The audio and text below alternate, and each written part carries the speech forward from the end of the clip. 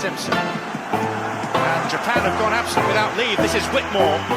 Paul and Gale both available. It's still Whitmore. It is the Reggae Boys who take the lead.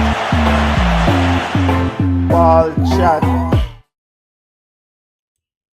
Greetings, football lovers. Welcome to BCN Sports watch along of FIFA World Cup quarterfinal action. My name is Benton.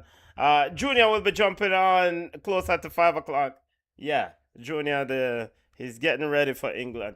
He's an England fan. He's probably putting on England jersey. Maybe, you know what? Maybe he is actually painting himself in the color of the Three Lions. All right, big game kicking off at 5 p.m.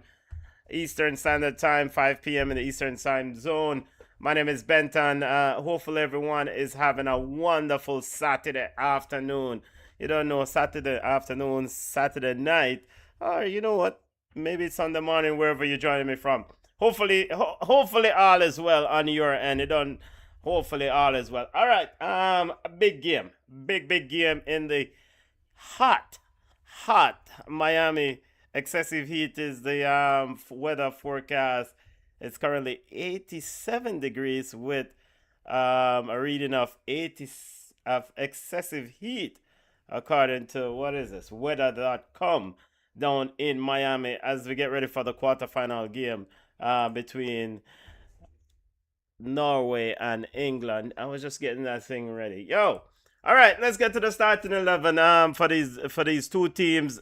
Big game. Big game. It's that type of time of the tournament. It's win or go home. You know, we got to that phase starting in the round of 32. So here we are at the quarterfinal round, quarterfinal round, and it's a chance for a semifinal. I mean, England.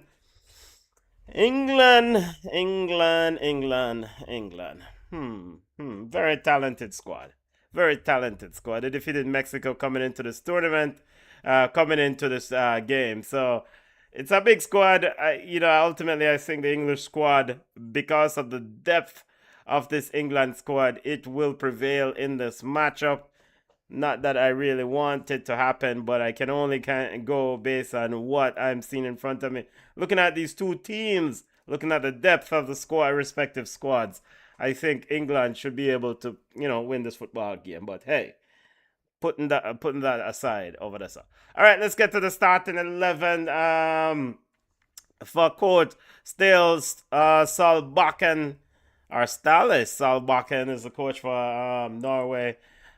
He did say at his pre-match press conference that, you know what, how Erling Haaland and Harry Kane go about it, it will have an impact or will determine the outcome of this game. I mean, of course, the two big number 9s in the world of football, All right, let's get to the starting 11 for coach Stalis Solbakken and his Norwegian outfit.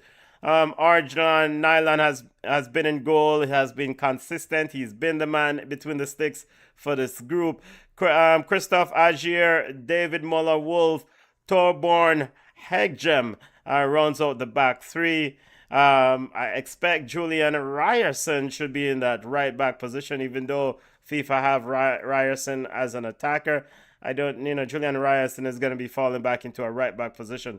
In midfield, Patrick Berg, Sander Berge, Martin Odegaard, and Andrea Schulderup rounds out that midfield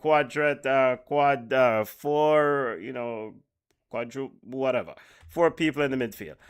Leading the line, you have Alexander Surloth and Erling Haaland, and of course I mentioned Julian Ryerson earlier on in the formation and the layout of things for this Norwegian team. Surloth will be drifted out to that right-hand side. He's been doing that through the tournament, Andres Schulderup, Alexander Surloth will be moving out to that right-hand side. Andreas Schulderup will be moving out to the left, and of course Erling Haaland going down the middle. Patrick Berg and Sander Berge are gonna be essential in that midfield. Martin Odegaard needs to play some ball. Needs to play some ball. Come on, come on. Martin Odegaard needs to play some football. I mean, if not now, Martin Odegaard, play some ball. When will it be? This is it. It's either show up today for this Norwegian outfit to give them a chance to help them win this football game. Martin Odegaard, come on, put up and step up and play some football for this team. I expect, hopefully, for Norwegian fans' sake, a big performance from Martin Odegaard, of course, the Arsenal man himself.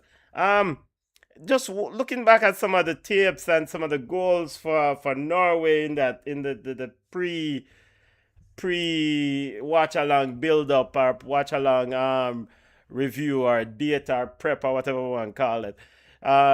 Patrick Berg has been quite instrumental moving out from that midfield. He runs up top and kind of pull defenders off Erling Haaland, especially in that game against with his Ivory Coast. He was driving towards that center and the defense kind of collapsed on him and left Erling Haaland free.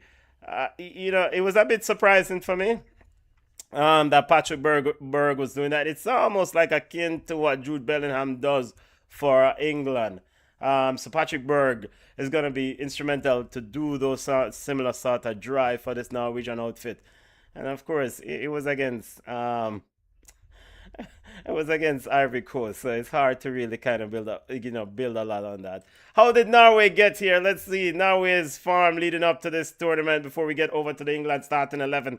Norway started their group play. They defeated Iraq 4-1. Then they defeated Senegal 3-2. They suffered a 4-1 defeat against France. Yeah, the big side, probably the standard bearer in this tournament. Norway then defeated Cote d'Ivoire 2-1 in the round of 32. And they eliminated the big side. The big side. The big Brazil 2-1. I'm getting choked up saying that. Yeah, imagine that day when Norway beat Brazil. Box cover. All right, let's get over to Thomas Tuchel's starting 11 for England or whatever we want to call him. The Three Lions and the starting 11 for coach Thomas Tuchel, of course. Big team, very deep team. Jordan Pickford is in goal. Ezra Konza, Nick O'Reilly, John Stones, and Mark Guehi in the back. John Stones comes in for the suspended Gerald Kwanzaa. Wow, Kwanzaa could not get his red card suspension suspended, so he will sit out. Actually, he will sit out a few games. Sorry, Gerald. In midfield for England, Declan Rice, Elliot Anderson, Jude Bellingham. Jude Bellingham has been outstanding in this tournament. Absolutely outstanding. We know that Jude Bellingham is a baller, but I mean, he's been outstanding in this tournament. These late runs from midfield, in a game against Mexico, scored 2 goals. Jude Bellingham seems up for this game, up for this contest.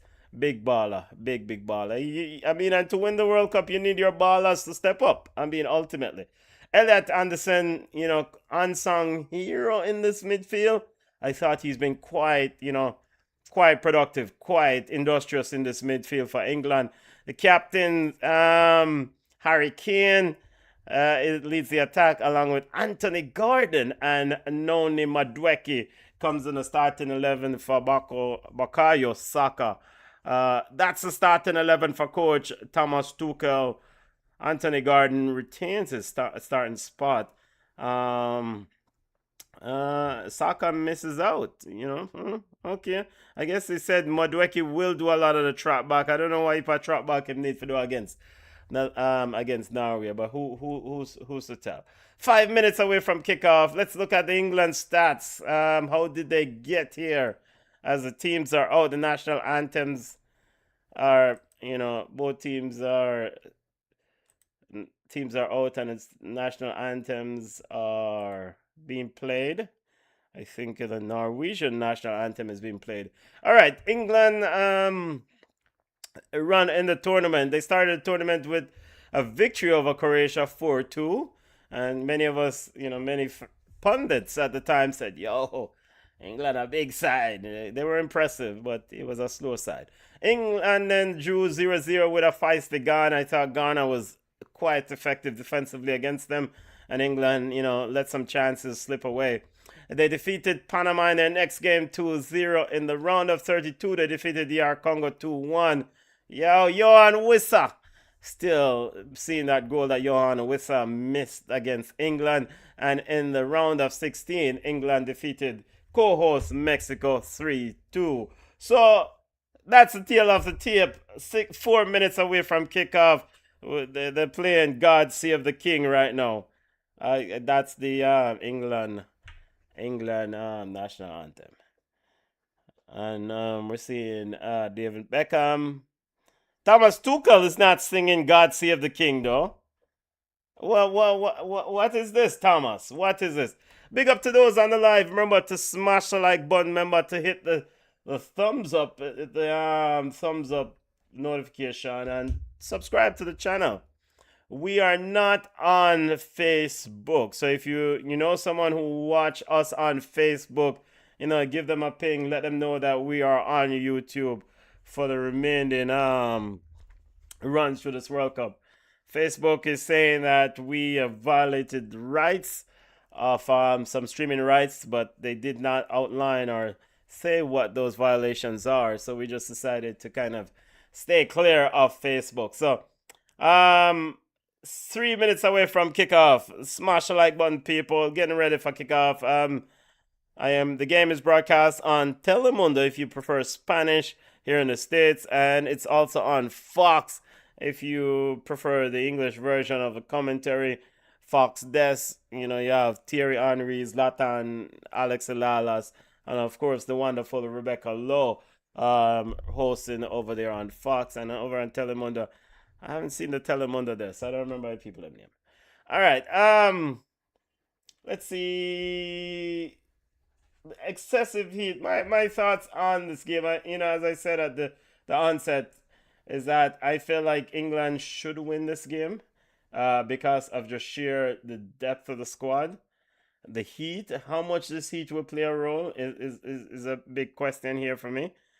In Miami, you do sometimes have these pop-up storms, and will there be a pop-up storm this evening? Will it have an impact on what we have? French group? Yo, Lions, yo, I want one, yo.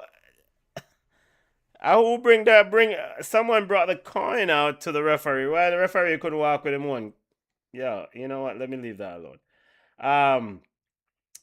The VAR booth, we're seeing a VAR crew here. I'm not seeing. I did miss on the names. All right, starting 11 again. Both captains getting their final instructions. Of course, coin toss. Starting 11. Big up BM, big up BM. Why must God only save the king? Yeah, because the king will protect you, BM. That's why God saved the king. God, big up. God save the king, because the king will, and then the king will protect you. Starting 11 again, running through the starting 11. Nyland in goal. Hedgem and Iger in that midfield, in that back two. Center back pair, not back two. Ryerson and Muller Wolf, right and left back. Sander Burge in that base of the midfield. Patrick Berg and Martin Odegaard runs out the midfield trio. Erling Haaland leads the line. Andreas Scheldelup and Alexander Sørloth are the supporting attackers. Still is Sol Bakken, former player himself for the Norwegian fan. He did play at the last World Cup they attended. I think it was the '98 World Cup. So that's the starting 11 for Norway. For England, starting 11, Jordan Pickford in goal, Mark Guehi, John Stones, Ezri Konsa move out to a right back position. Almost 3 centre backs and a left back turn midfielder. A midfielder turn left back in Nick O'Reilly in that back line for Thomas Tuchel. Midfielders are Declan Rice and Elliot Anderson at the base. Jude Bala Bellingham in that 10 position. Anthony Gordon left. Noni Madueke right. And Harry Kane leads the line.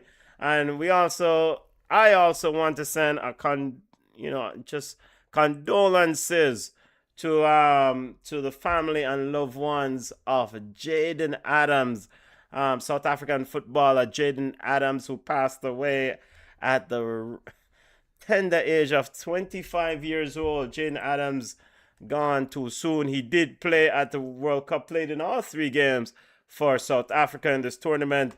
The cause of death unknown at this time. Police in South Africa said, they're opening an investigation. They found a body which was identified as Jaden Adams, So, Chacha, rest well, gone to the ancestor Jaden Adams. Rest well, Aya, rest well. Almost time for kickoff, family. Burn all Babylon indoctrination. We have 2 people entering. The 2 people, let's see who are these 2 people. We have Junior 1 and Junior 2. Why we need 2 juniors? Why do we need 2 juniors? We have Junior 1 and Junior 2. Why do we need 2 juniors? Well, there is 1 junior on. Junior, Wagwan. Wagwan, from when I did I chat away, I wonder if I wrong thing I use. Sir, it was like this policy of trying to ignore England fans for this watch along. And so Junior 1 and Junior 2. How you see this? How you see this thing looking now? Hopefully it started going well. I'm there fight one nasal, sinus infection. Oh, okay. But all the best for the recovery there, sir. Yeah, this shit is not normal, man. You sure you didn't get the COVID ninja? Yeah, that the lady remember doing COVID and doing home COVID and we do the COVID and flu test, but I'm negative. Okay. And the reason why I brought this up because my neighbor told me yesterday evening that he tested positive for COVID a couple of days ago. So, but he went to a pharmacy and did a test. So, yeah. All right. I got that home test, so I'm good. You know what, Junior? Let's so you don't have to waste your time and watch any more World Cup. Hopefully, England will be eliminated today, and you can just chill, and you don't have to worry about watching any more World Cup, and you just go in peace and recover. Kylian Dictador. That would be ideal, wouldn't it? Kylian Dictador. But again, one son, BM says, rest in peace, Jaden. Jaden Adams, rest in peace. Rest in power, family. Jaden Adams passed away, South African footballer. The South African midfielder. Yeah, Jaden Adams. Yep. I literally just saw it. Yeah. Keys to this football game, family. Yo, for Norway, trust the Viking. It's that simple. Trust the Viking. For England, it is don't be your regular self. As funny as it sounds. You know what? Funny as it sounds. Don't be your regular self. I mean, if England stays the course, they're winning this game easily. It's an easy win for them. I mean, it's a deeper squad. Even I look at both of these teams. It's the bench. If the bench does come into play later on, both benches come into play later on. It should be England in favor. However, if Martin Odegaard decides to play some football, because I don't know what Martin Odegaard we've seen at this World Cup. I haven't seen much of him. I went back and watched a few Norway and England highlights in prep for this watch along, and Patrick Berg seems more impactful in this midfield than Martin Odegaard. Yeah, because Martin Odegaard's weakness is physicality. He can't take physicality. And so what you want about Declan Rice and Elliot Anderson, but they are two physical SOBs. Yeah, man, they are soft soap, brother. Okay.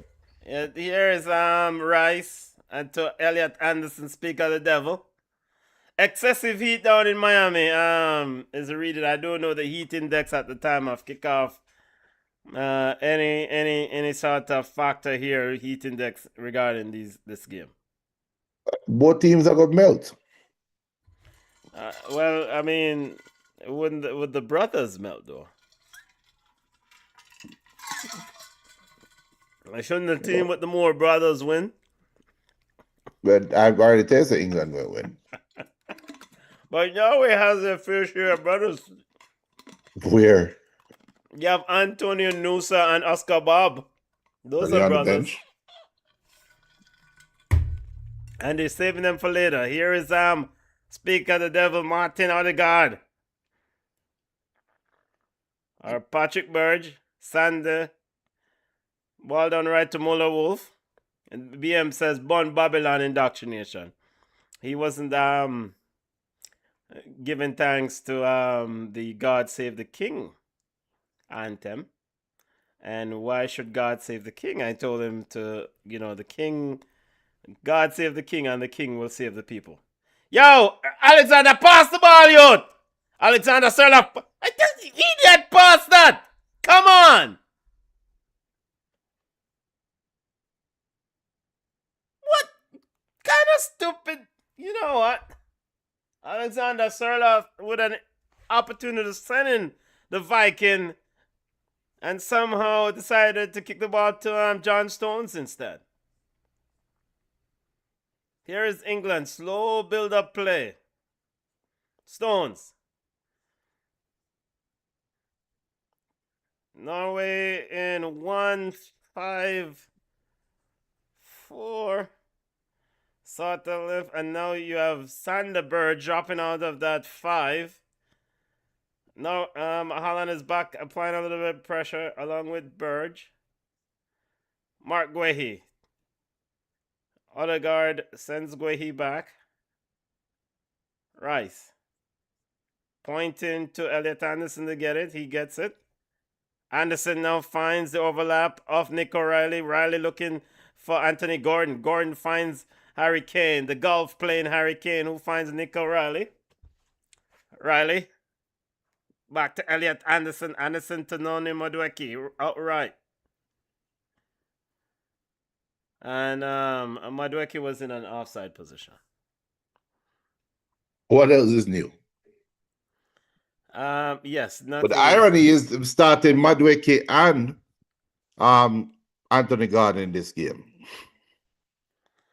And Thomas Tuchel is not happy with the offside. I mean, Thomas... It's Madueke. What do you expect?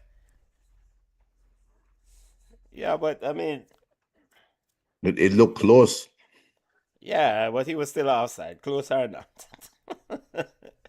Jump Pack Football watch along Saturday here. And here's Norway almost in. Erling Haaland control the BBC ball, youth. We have flip the ball over. Why are you trying to act like you are a midfielder? Control the ball. Jude Bellingham turns away from 2, but the referee has called a foul. Junior, I thought the Vikings should have taken that one down and then decided to shoot. Yeah, I agree. You should have tried taking it down.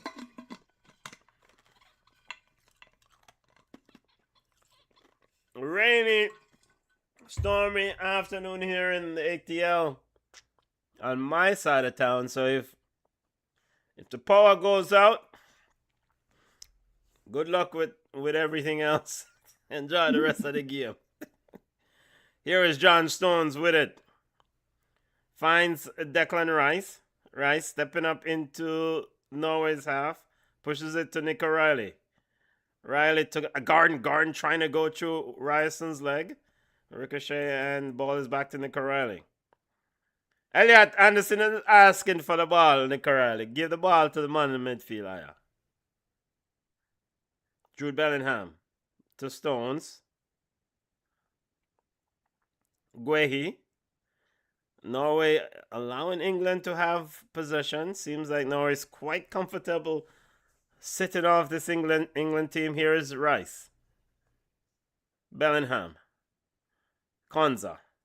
England passing around in their half, looking for an opening. Ball set wide out to Anthony Gordon, who heads back in. And Alexander Sorloth now going at two English players, looking to go around Nico Riley. Riley picks his pocket though. Yeah, my youth, where were you going with that dribble down two players, three players? Where were you going, Alexander Sorloth? They will try to figure it out as he goes. Here is Bellingham.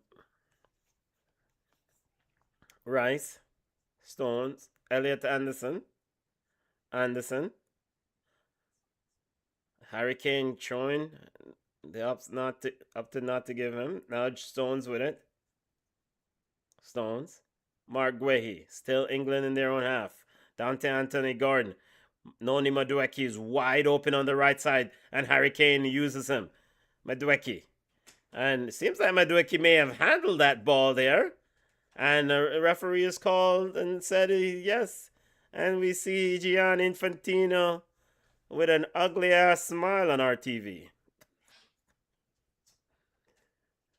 Gianni Infantino, like his teeth look similar to almost Luis Suarez. Yep.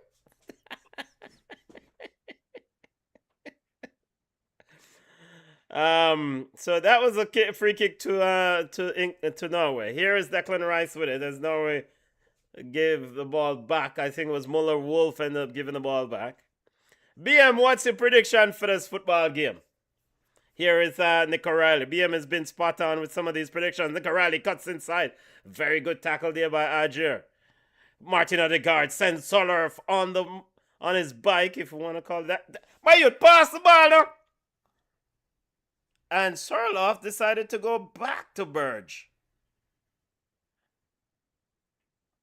So the attack is just returned to a defensive setup.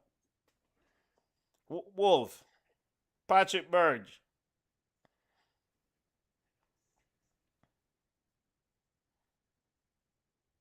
Yeah, the Norwegian players them look tired already to box cover. So I tell you, England, it's just a matter of time. Here's Martin Odegaard struggling to get it under control. Now he. Of course, join us later on at 8:45 p.m. for Argentina versus Switzerland. Not a boring game. Andres shut up with it and he turns it back. Which game is that boring game? The Argentina game will be a boring game too. I expect Argentina to wake up. I expect Argentina to wake up and thoroughly dispatch of Switzerland. None of the Argentinian games this of late have been boring. Yeah, and this might be the moment when they'll wake up.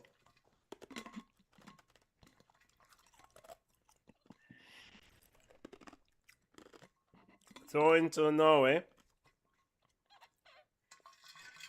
BM says, I think England will lay an egg in this game. That's typical of England after an impressive performance against Mexico. Norway to win 2-1. Like we say. You know what? Here is Sander Burge sends it wide. Now Alexander Sorloth with it. Ryerson with his blonde hair. Back to Sorloth. Sorloth to Ryerson. Hedgem with it. Hedgem pushes up. Looking for Andrew Charlotte and the overhit and the ball is out for a goal. Big up yourself, Venus. Venus. Venus the Great. Yeah, man. I don't know who that dude do.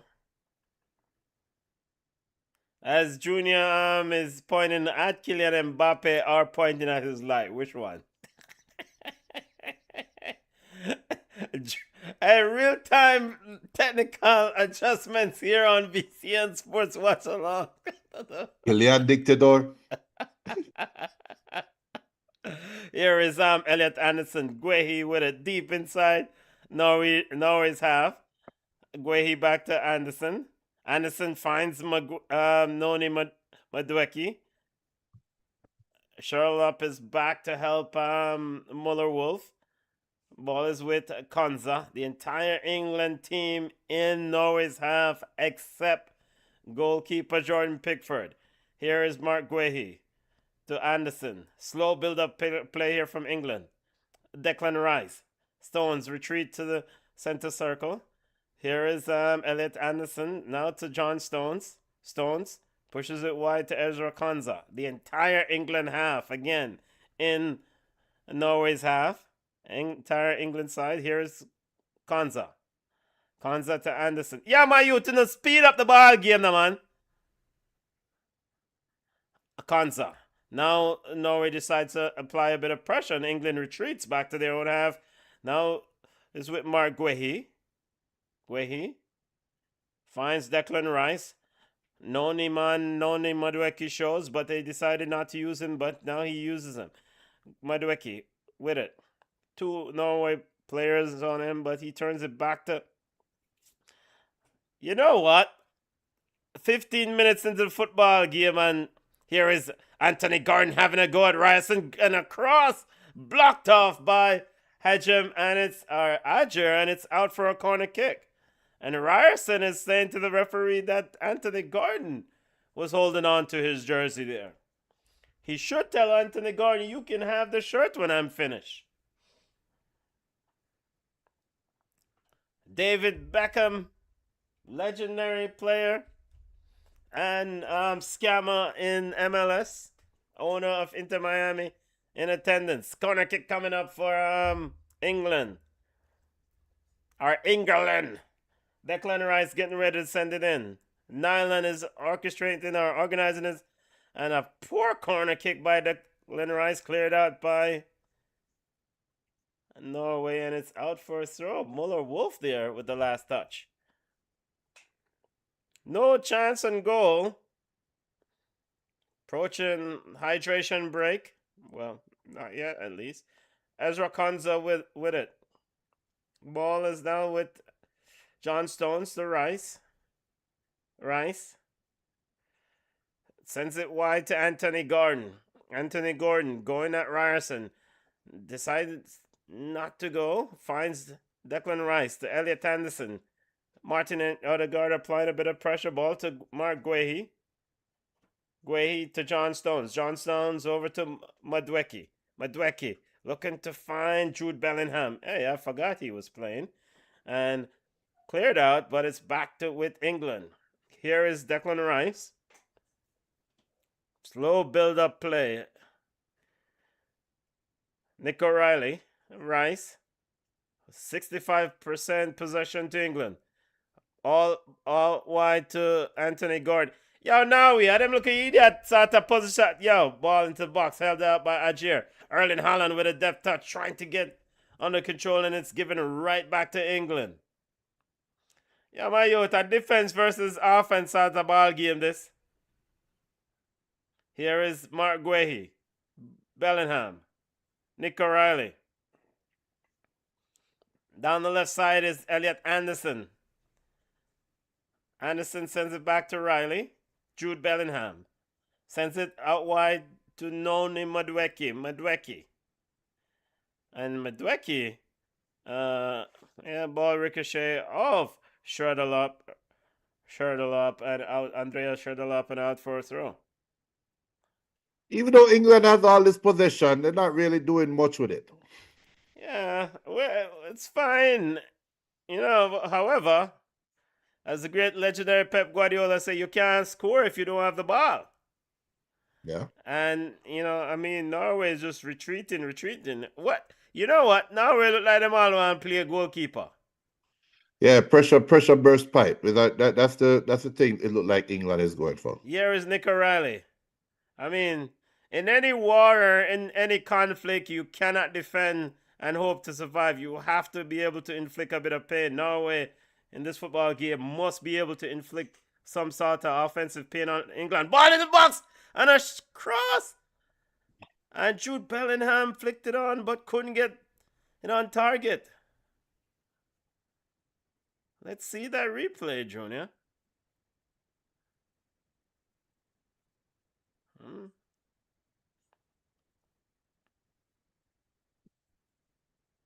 Muller Wolf was grabbing the hell out of Noni Madueke there. Jude Bellingham seemed to may have hurt his shoulder in that attempt. Yeah, Norway. Now I don't want to play out from the back. Long ball looking for Martin Odegaard. We have a free kick here to Norway coming up. At least play some Allardyce Route 1 football, direct football. Come on, man. You have a big number 9 and a big right winger. Oh, God, they give the ball right back. Lord of mercy. Here is Kane. Kane looking to cut it through for Bellingham. And, cut out by Norway. BM, I don't think this prediction makes any sense based on what we're seeing here, BM. I don't see how England loses this game. Lay egg.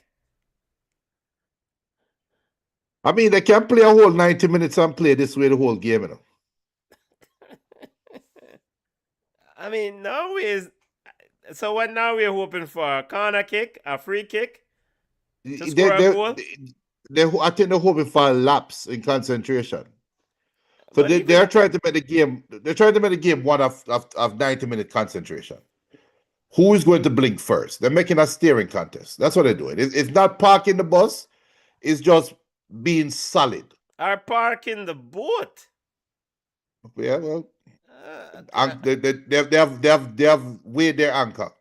Yeah, I mean, even Cape Verde had more heart than this. Here is Mark Guay. Find Jude Bellingham. Bellingham, back to Guay. John Stones with it over to Declan Rice. Running from Bellingham, ball is out wide to Nick O'Reilly. And the England wing fullbacks are not pushing forward when the wingers go inside. Nick O'Reilly should have gone straight forward there down that left side instead of turning the ball back. It's like they're inviting you to come at them, but they're not taking the advantage, as in England. They're not I think England is not biting the bait. Because that could be the bait that is being set. Remember, that's what Norway used and killed Brazil. No, we just outplay Brazil. Ball into the box. No, they Madueke. Back post. I even forgot Brazil was at this World Cup. We all have. That's been so long ago. Was that last weekend? Might as well be last 4 years ago. Chacha. Here is Konza. And now we're approaching the hydration. Mayu, kick out the ball like him and them get some water, brethren. Mark Guehi. Rotted cup. Junior, fast internet. Here is Nick O'Reilly deciding to drive at this Norwegian defense. Flips the ball over. Not a good cross. And a cross there back by Madueke. And no one could get on the end of it, as in Nick O'Reilly seemed to have a chance, but it's cleared by Ryerson. Finally, now we at the hydration break. 22 minutes into the football game, Junior. And we finally saw maybe the first chance, a real clear-cut chance here, if Nick O'Reilly could have gotten it on control. Yeah. BCN Sports watch along. Remember to smash the like button. Subscribe to the channel. Don't have a... Not like we have a bunch. Yeah, what a brother look like Tony Crouch. Peter Crouch. Peter Crouch. Okay. You soon see him. I hold up him data.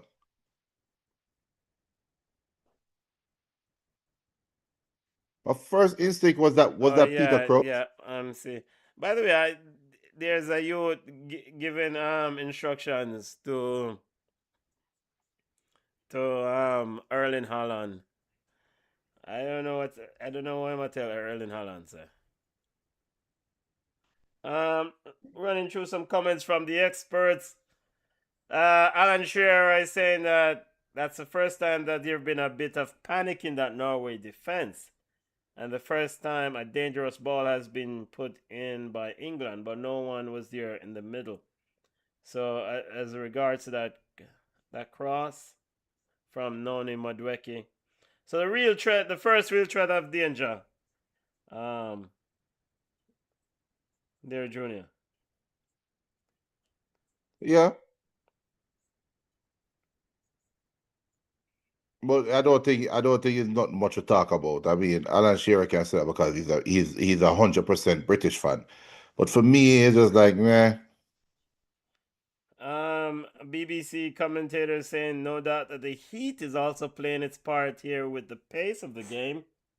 To be fair, I have barely been able to hang my washing out in this heat. What's my washing out? Never mind, play a World Cup quarterfinal. Junior, you speak England. What does that mean? I have no freaking clue what he's talking about.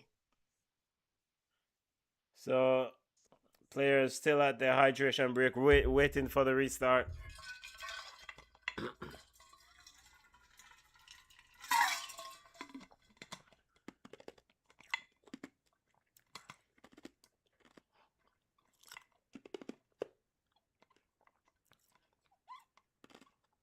Any idea why they water the grass during the hydration breaks? It's to keep the ball slick. Wasn't there a coach who complained about the grass in the Premier League a few years back? It was being too high. Hey, big up Norway. Is that Norway well represented? Hey, I think so. Can that be England? Cameraman at work.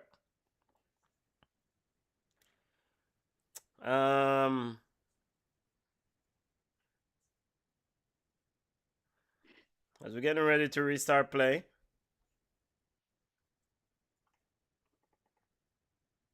Throw into England. Gardner restarts play. Elliot Anderson to Declan Rice. Let's see if Norway takes a different approach. Madweki turns the ball over. Burge. Back to Muller Wolf. Muller Wolf can't find a pass. No ball. Back to Patrick Berg. Patrick Berg to Erling Haaland. Haaland finds Sandy Burge. Muller Wolf with it. And yo, now we go man a BBC yard. Go on home. This I've seen enough. Go on home. Here is Drew Let's come back Bellingham. that time. Almost in, and that's a free kick. That's a free kick. Now we are going home man a yard.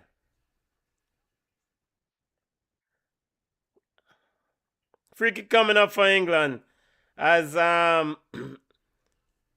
Christoph Ajer just decided to play blocking defense rather than actually play the ball.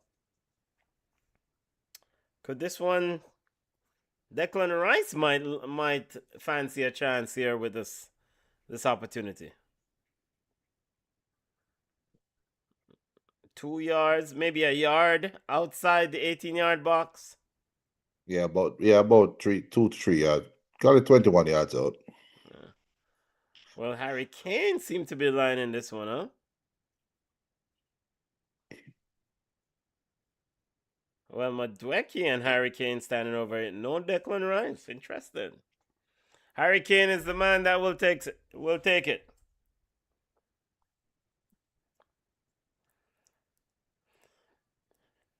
Kane lining up versus Ireland. We have about 5 players in the wall for Norway and a shot, and it's over the cross. Way over. Way, way over. Actually, it didn't even go over the crossbar. It's just a shot that would go way over the goal. Yeah, man, it just fire. It is, yeah. Norway restarts play with Nyland. Norway looking to play out from the back. Hedgem driving up, if we want to call that drive. Hey, Hedgem! How I go on? Soon as Norway get any sort of free run, then they turn the ball right back. It's like they're surprised. Here is Martin Odegaard. Sends it to Sandy Burge. Burge with it. Back to Odegaard. Odegaard. Holland lurking. Ball back to Burge. England not applying a lot of pressure here. Here's the ball to Muller Wolf. Wolf finds Hedgem. Hedgem to Ryerson. Ryerson back to Hedgem. Still Norway. Very slow. Yeah, Erling Haaland is like, yo, brother, send the ball along now. Now we don't have no pass. Finally, they decide to break through that England, and Surloff turned the ball right back. Here is Martin Odegaard. Goes around one. Surloff with it down the right side. Pushes inside to Sandy Burge. Burge finds Rice and is looking for inside. There was Andres Sherlock was coming inside. Here is trying to get behind, and Pickford is quickly out. We're trying to get my youth in my friend. We're trying to man and a ruin thing about. Well, I must say I'm surprised. I'm surprised myself that you said that. I saw a Chinaman. It's the same Chinaman in a German jersey. What do you know? Our Chinese looking individual. Oh, you know it's the same Chinese man. Are you saying they all look alike? The Chinese are Asian looking individual. Let's see. Here's a Are quick you throw saying by they all look England alike? trying to get Harry Kane on, and quickly cut out there by Norway. Sorry, Junior. They're saying they all look alike. Oh. I think you know what? I apologize to the viewers. The person that looks like the other Apologize to the Asians. But here's the problem. Here's the problem. You Asians are very proud. So you need to pick one. Which one do you think it is? A Korean? Is it North South? Is it Chinese? Is it Japanese? You have to pick one. I don't know, but that guy looked like the same guy that was in a German jersey at another game. Does he look Chinese or Japanese, sir? He looks Asian. Free kick coming up for England. Declan Rice getting ready to send it in. And by the way, again, if you know anyone on Facebook who watches us, Junior, drop this stream over Facebook. Ball into the box. Cleared out by Ryerson. And Konza with it. Here's Rice. Come on, Martin Odegaard. You can't make Rice a twist and turn you them way there. You know what? I think Martin Odegaard will be giving up his captaincy armband this year at Arsenal. Well, at Arsenal. You see that Arsenal in the they're trying to get Bruno G. Who? Bruno Gomes. Why? Oh yeah, he put in his allegedly put in his transfer request. Why do you want to sign him? And it was such a weak heart. Your initial question is right. Your initial question on why is right. And such a weak heart at the World Cup. And I heard the Arsenal fan said that Arsenal need to put out $250 million. Hey, Capita! What the? England almost. Hey, wake up! Wake up, Erling Haaland! Junior, is that a brown piece of cloth you have there, sir? Yep. Are you gonna be getting some soup? I know. I look some food after that game, I know. Okay. Hopefully you can get some How about white rum, Junior? Are you drinking white rum with orange juice? Not when Jamaica, not until Jamaica start playing again. I need stress to drink white rum. Speaking of Jamaica, it's official. Coach Rudolph Speed There goes the need for the rum. will remain interim until December 2026. He will lead. JFF President Mike Ricketts said, it's a tedious job and they want to take as much time as possible because there's so much riding on this appointment.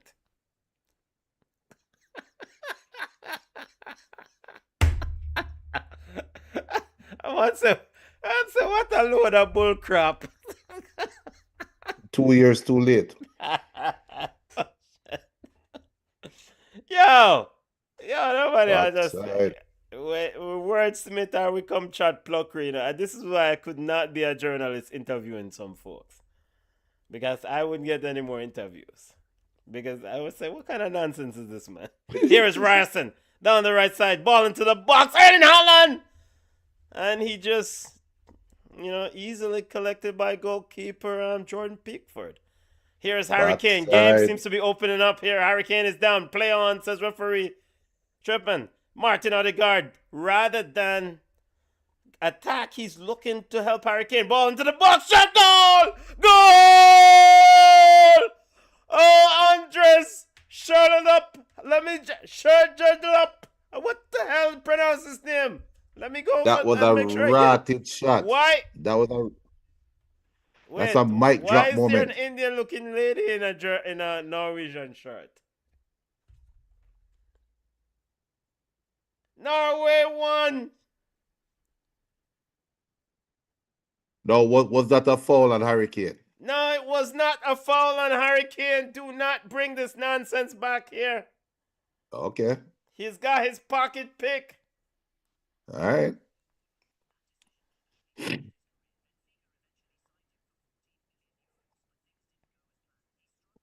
It's a ratted goal, Come on, a ratted I won't shot. touch the scoreboard until VAR make a decision.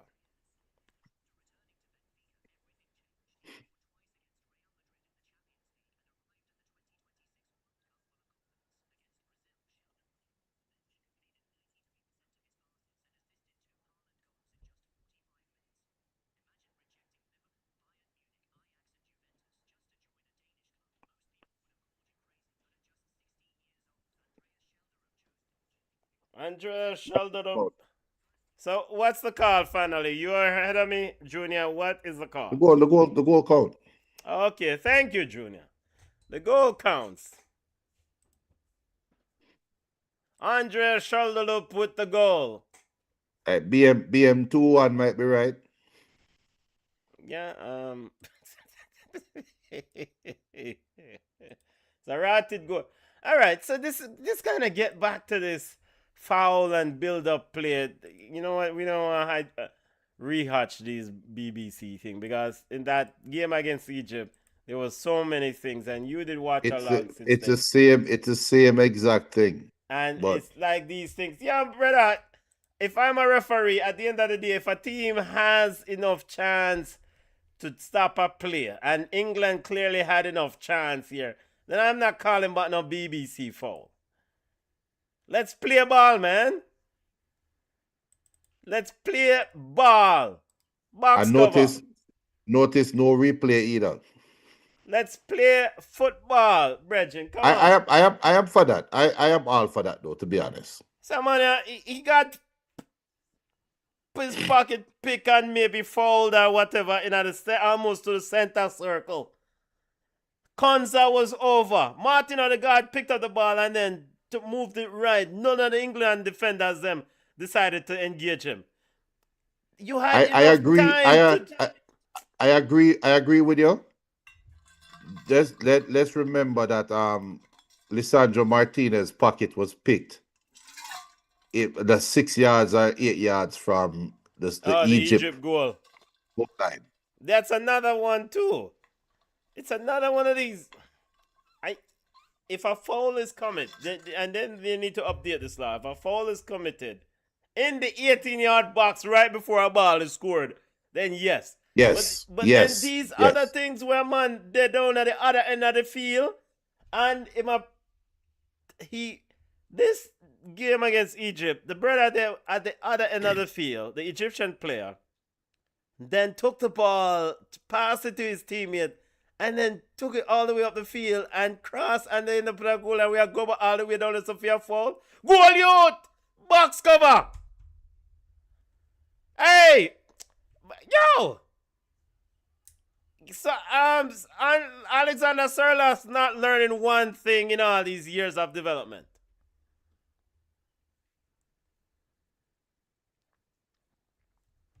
All right, back to regular commentary. BM says, I think England defenders were listening to Barrington Levy before the game. They're living dangerously. Living very dangerously. Yeah, man. 1-0 Norway. Here is John Pickford with it. All right, game on. Ball is with Nick O'Reilly. Riley to Gordon. Gordon getting a bit harassed there. Ball is back to Pickford. My youth, yeah, are you applying pressure or are you not applying pressure? 39th minute of play. Declan Rice picks it up. Moving his team forward. Sends it wide out to Nick O'Reilly. Now the slow build-up play returns. Jude Bellingham making a run. Marguerite opts not to use him. And Bellingham is not happy. Guehi now decides to try to use him, cut out by Norway. And Martin Odegaard gives England right back the ball. This time to, Martin Odegaard a dopey bot. Impossible all over the sofa. Here is Harry Kane. Cut out by Muller-Wolf. Martin Odegaard, come off the field, brethren. What kind of horrible pass is this? And John Stones give it right back to Norway. Chacha, this is Sunday League passing and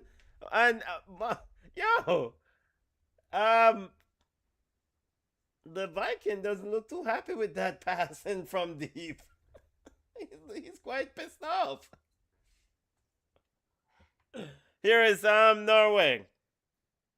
Now Elliot Anderson picks the Norwegian pocket. Elliot Anderson's trying to get going, and referee has called a foul there on Ryerson.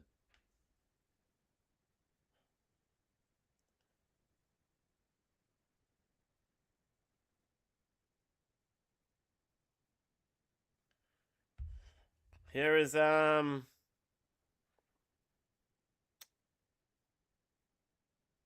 Guehi. Junior, what are you watching the game on? Fox? Hell no. Telemundo. So how is your Telemundo faster than my Telemundo? I'm gonna watch it on Fox. There are so many inappropriate cultural answers I could have given you a while ago. But we'll leave it alone. I'm on Telemundo too. Yeah, but yeah. You know what? I'm gonna watch it on Fox and with Alex Ilalas and company. Here is England. John Stones, Mark Guehi, Elliot Anderson. England trying to get an equalizer before the end of the first half. Konza with it. Norway stepping up. Martin Odegaard applying a bit of pressure on Guehi. Guehi walks easily around him. Now, a loose pass there from Guehi saved there by Declan Rice. Rotted cup. This are two. This is two. Have to be two. What the hell is this idiot doing? Viking, box him. And here is Norway with it.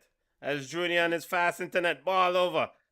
And Serloff. 2-on-1 break for Norway. Alexander Serloff. And Alexander Serloff is just doing absolutely the most ridiculous sort of. No wonder Atletico Madrid didn't go anywhere with this level of attack. I mean, come on, man. Look at the ball. And look at the attitude of Erling Haaland. It's not good. The body language is not good. He's walking in the midfield already just like, yeah, I'm tired. Here is Anthony Gordon driving at Norway's, finds Madweki with a cross and then headed out by Hedgem. 44th minute of play. Mick Jagger in the house. I think that's Mick Jagger.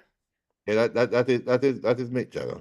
The famous song with the stepping razor himself. If you walk, don't look back. Don't look. Yo, Mick Jagger been old since old. Yeah, since old came in. Mick Jagger looked like he was born old. Box cover. Let's put it that way. Corner kick coming in for England. And he's staying old, Junior. Yep. Not aging. Here is the corner kick. Cleared out by Sandeb Burge. Rice. And we have an offside as clearly, brother, you know say you're offside.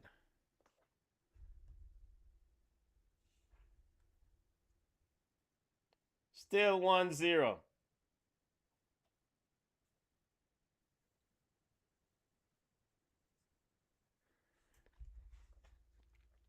As we're seeing the replay of the goal, it's a very erratic good goal, you know. Yo, did John Pickford just left the ball? Did John Pickford say, never mind, just leave it alone? We have what? How many minutes of added time? 3 minutes? Anthony Gordon down the left side. Hedgem, and it's out. 4 minutes of added time. It's out for a goal kick. 1-0 Norway leads England.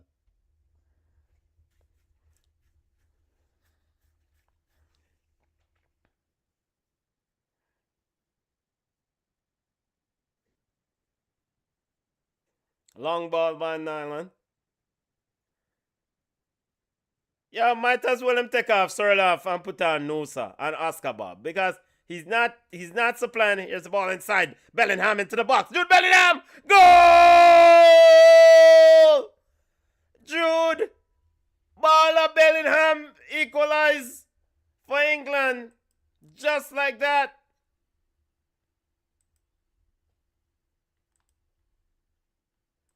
I just said might as well you take off Sorloff.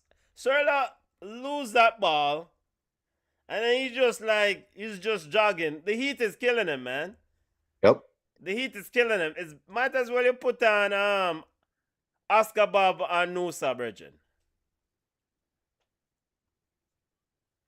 Look at the number 7 just jog back. Look at what You know, Jude Bellingham is having a very special World Cup. Why, And I think because of the World Cup that Messi, Haaland, even Harry Kane and the dictator having kind of overshadowing Jude. But Jude is having. Let's put some respect on him. Don't call the ball now. No, he's dictator. That's a dictator. Leave the ball alone. Kylian dictator. No, but I do agree. I think Jude Bellingham actually is not. I don't even think it's overshadow. I think he's right up there with him. This is what, goal number 4? Yeah, but yes. And he's coming from a midfield position. Exactly. So exactly. And so he's what, scored more goals than Harry Kane in this team, right? Yeah. So and he's coming from. Yo, Harry Kane, give the BBC ball to him, man. Why are you taking a shot from 35 yards out? Is that shopkeeper the man enough? 5 goals. 5 goals for Jude Bellingham. And I thought in that game against Mexico, in difficult conditions, Jude Bellingham, the driving from deep, the running from deep, was the difference maker. And he had 2 goals in that game. 5 Yep. goals in this World Cup. I mean, he's been the player of this World Cup for England by far. And he's not only scoring goals, he's linking up player. Ball out wide to Anthony Gordon. Yo, yo, rotted cup, rotted cup. Jude Bellingham, Harry Kane, and just like that, You know, Harry offside Kane one. is offside. Hey, it's a rotted finish, you know. Junior, it's a chip, Junior. Come on, give the man respect, man. It's a chip, Junior. It's a chip. Junior, you would have done the same thing. You would have chipped Oh it. no. Man, let me tell you something. Me in my head here, you give me that. I'll keep on upon him knees. I'm going around the keeper, man. Oh, and we're at the Around the half. keeper, man. Around the keeper. One plot. Huh? Around the keeper, I said dead. I, all right, first half assessment, family. Your thoughts on the first half?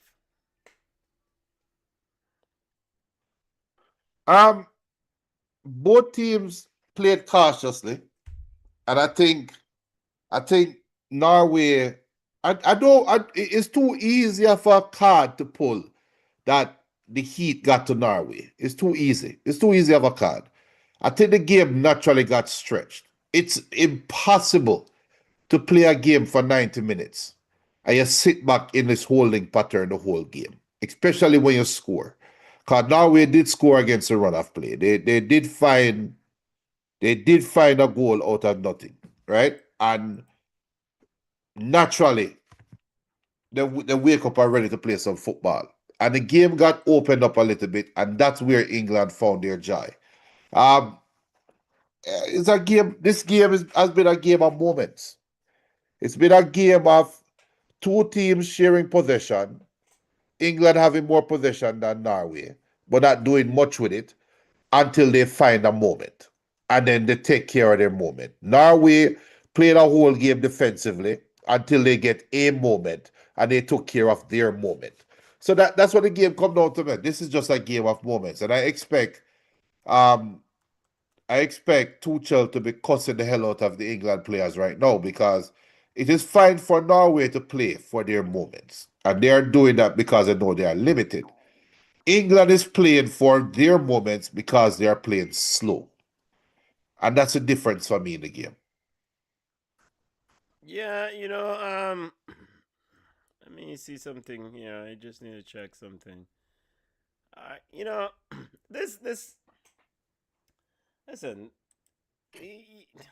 So BM says, guess what? The VR crew who officiated the Argentina versus Egypt game is the same for this game.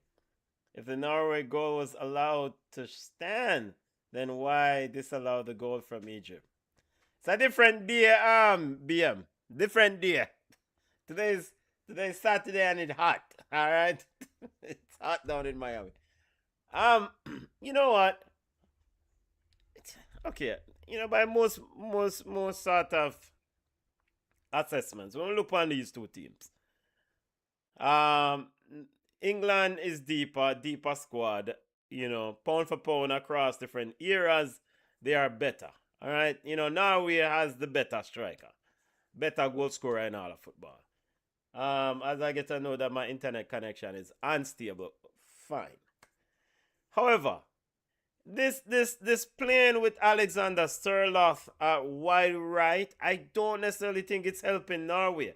I think Alexander prefers to be down the middle, and it's showing in his demeanor.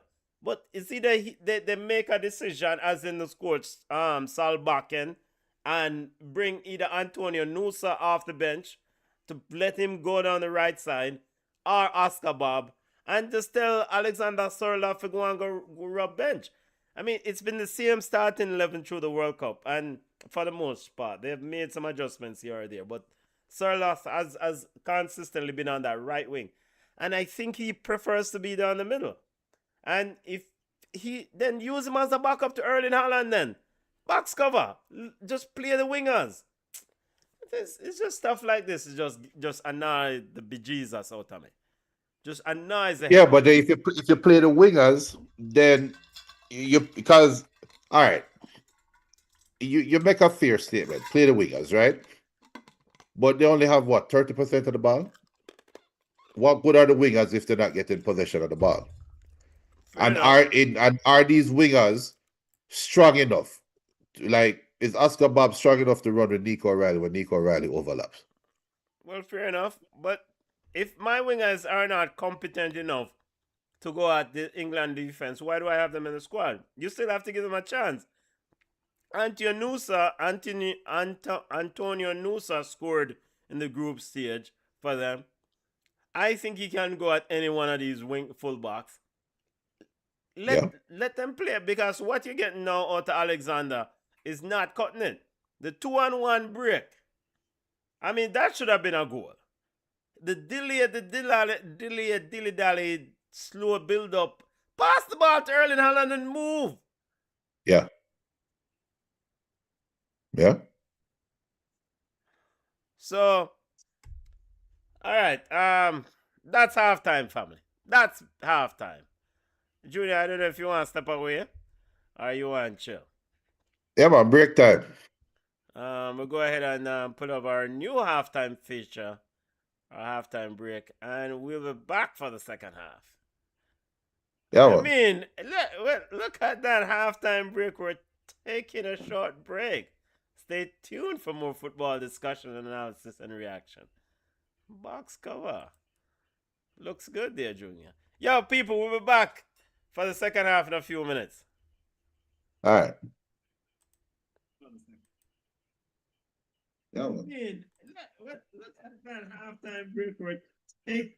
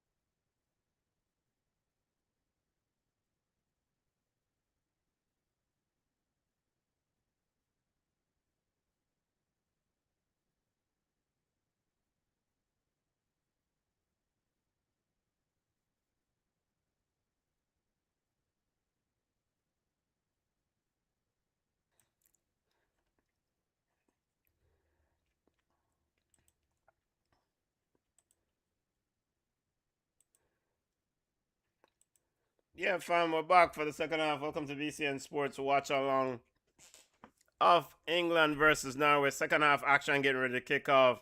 2 subs for England on the field. My name is Benton. Hopefully everyone is having a wonderful day. Junior will be jumping on in a few seconds, actually, as we're off for the second half. Here's Junior. There was something.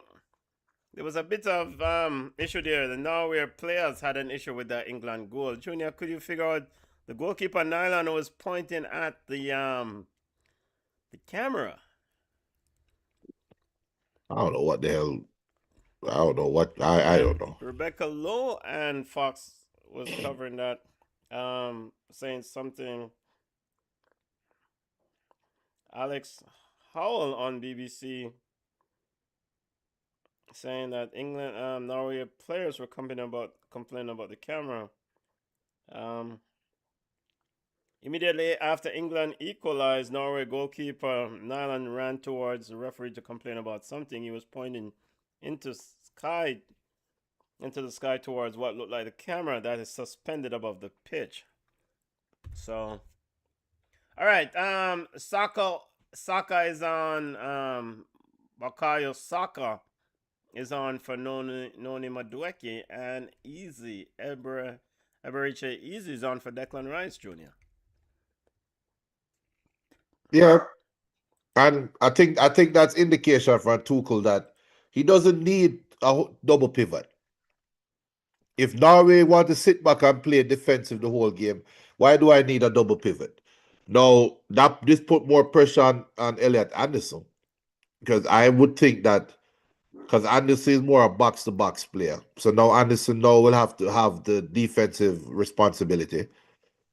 He will also have the Odegaard responsibility as well. But we'll see. I look from an England perspective, I like the change because Tuchel is basically saying, I'm not waiting until 10 minutes leaving the game. I'm coming for this right now. Free kick upcoming for England. Eberiche Eze standing over it about maybe 8 yards outside the 18-yard box. Eze getting ready to send it on, and it's off. Anthony Gordon is out for a goal kick. So Eze, Saka is on, and Saka and Eze are on. Thoughts on, we saw an expression there for Declan Rice. Should he take anything about this? And no, the coach I say, yo, we'll go and fight. I mean, you're limited. I'd say Elliot Anderson there getting into it with the Viking. I mean, sure, Declan Rice is going to be a little bit downhearted. Right now, in essence, well, actually, it looked like Eze now up in the 10, while Jude is the one falling back in the Elliot Anderson role, and Elliot Anderson falling back in the Declan Rice role. Are they playing a traditional 4-4-2? I don't know. I don't know. So back to that Anderson versus Viking. I don't know if you can call that a scuffle, but for lack of better word, Viking was pretty aggressive as in Erling Haaland in pushing Elliot Anderson there, Junior.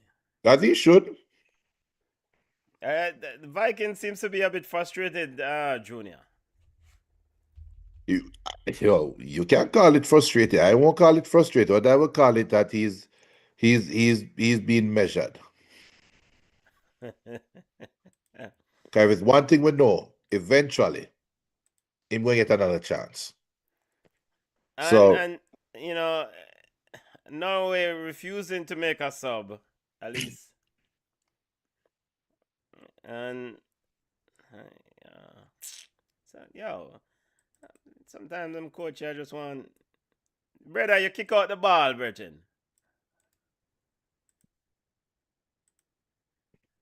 That's one thing I would love to get taken out of football now is, and there's a rhetoric right now in football where every call is a problem. Every call is an issue. And I think that is the case because every call can theoretically go to VAR. So there is no what a rotted move. I am way behind this rotted move that Junior speaks No, of. Jude, I like it. It's subtle, but I like it. And it's the same bug, Alexander Serloff. Yo, come on, I feel, brother. Yo, him kill him an inch away from the true line. Come on, man. Yo, Come off the field. But he's still playing. he went around him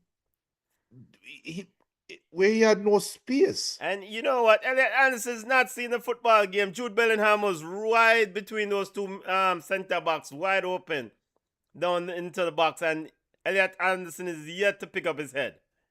Yeah.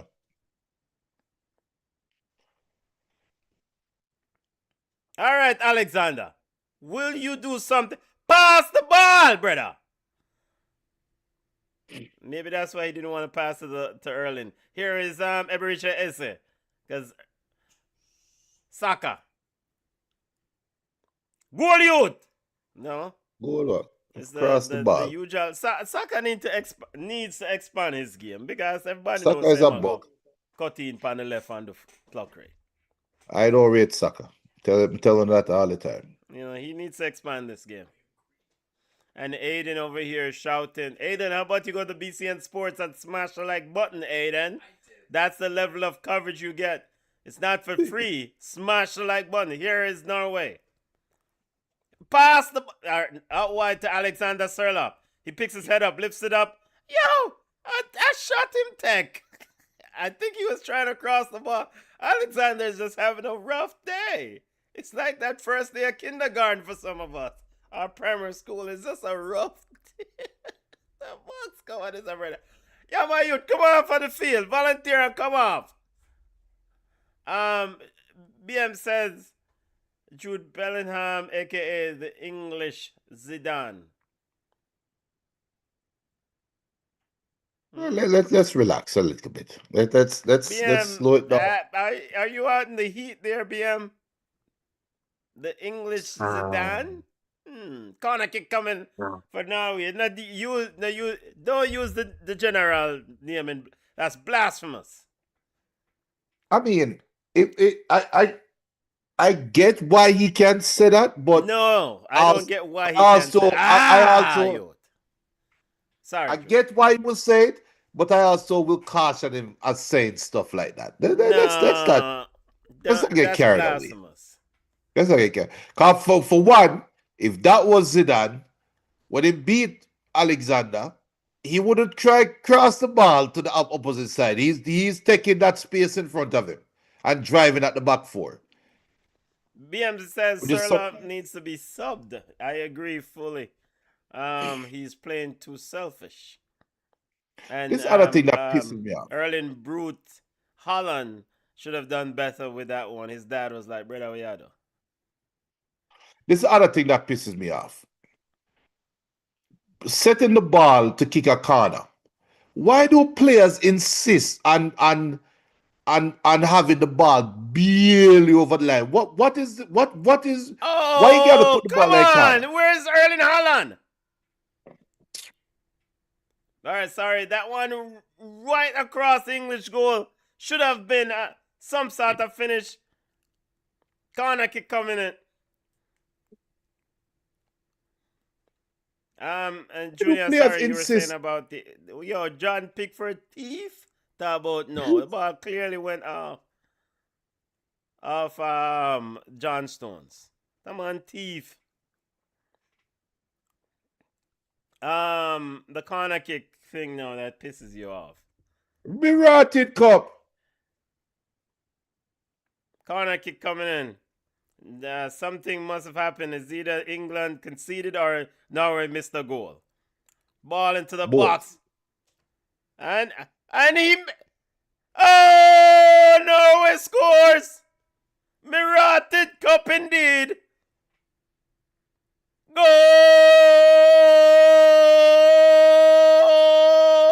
So what the referee away upon? That's a clear goal. It's a good goal. Let's see if there's a foul involved. Jordan Pickford is all over the place. Harry Kane is having a referee saying, hold on. VAR will have the final say on this before I change the scoreboard. Offside. And the goal is wiped off after all the celebration according to Junior, right?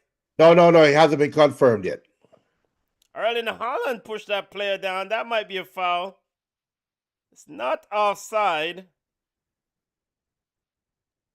Ooh, it's tight. Harry Kane may have played that player on. Yo, so na Nicaragua ball the kafa. Yeah, yo, football. Yo, I'm tired of football now. I am tired. This should be a goal, Bridget. Exactly. I'm right there with you. I am tired. This is a foot. Oh my word! Mercy me! VAR. Here comes the official over to the booth. What are we assessing? The foul on Haaland. Foul on Haaland? Yeah.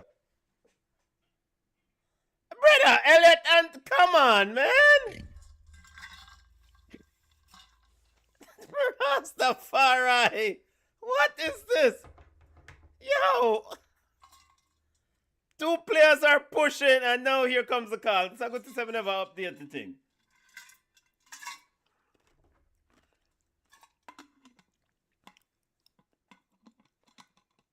Yo, man, referee go fall up under your bed. And all this bitching and mourning is not fixing this.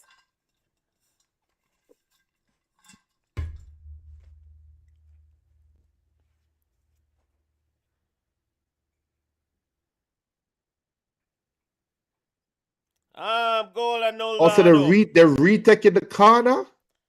What? Why retaking the corner? But the foul happened before. Somebody never call a foul.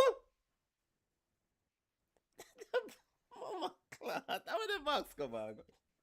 Yo, why is it leading up to the World Cup? We were told that VAR will not re-referee this game. VAR is there to support.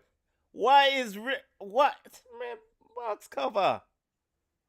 If you call a foul and keep it moving, man.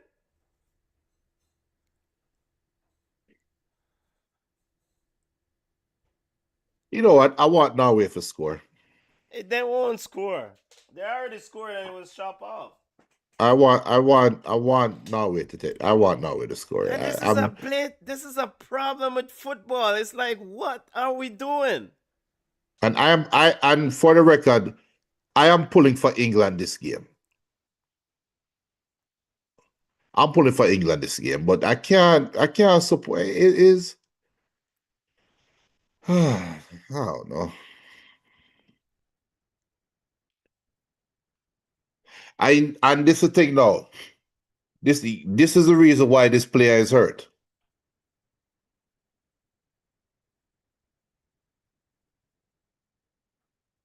And now Ryerson is down. Oh my goodness, this is ridiculous. Let's see what the referee.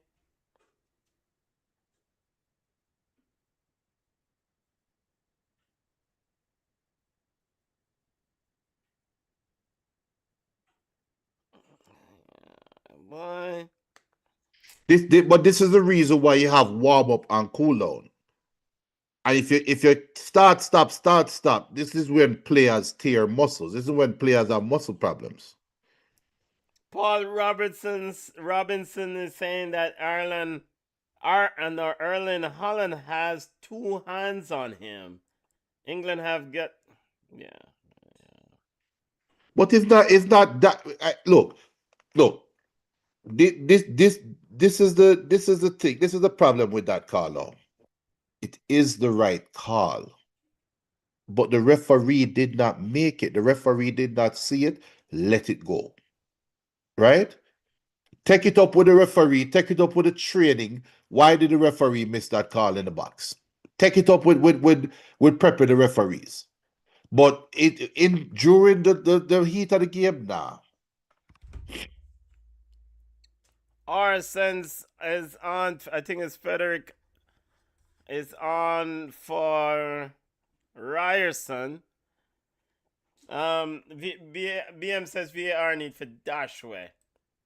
This is so Yeah, annoying. VAR is making the game difficult to watch. It's like, so you have these extended review sessions, and it's like, no, we're into the NFL space where reviews are taken. I saw Kylian Mbappe, 4 minutes to take a penalty. What here?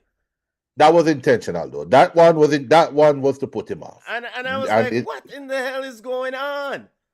Yeah, that was intentional though. That had corruption written all over it. And The Mbappe one had Junior, I corruption. refuse to believe there's corruption here involved. In this game, for this one, is harder. This one might be incompetence, but the Mbappe one was pure corruption. Infantino's worst nightmare is another France World Cup. Infantino comes up for re-election next year, but all them look at money in a FIFA. This cannot be good for the product. As Frederick Arsens out wide. So Surloff still the on the field. Are you take off Surloff off the field now? So what, they go down with two strikers down the middle? Well, I already told the Viking story of burning the boat, right? Yeah, you've told me this. I'm still waiting here to see if they have they burned a boat in Miami to taking over the territory. Well, you have the Gulf right there, right? I mean, I'm still waiting for a boat burning to take over the territory. Yo, you burn your boat. How you gonna reach back home? Because Yeah, man, I'm running out. That's the thing. Your home is where you are. Yeah, hey, look, you know, and that's why the Vikings are synonymous with fighting and take a rig. Because them make it be known that they're not leaving. Here is Patrick Berg. Sends it wide to Frederick. Yeah, man, you put the ball in that box, so you cut back ball for. Yo, Erling Haaland feels like this is so painful to watch. You have the most effective, efficient goal scorer in all of football, and the lack of service or supply is not coming in. Why don't you give him the chances? You have some man out wide that try do fandangles. Put the ball in the box. Let him compete with John Stones.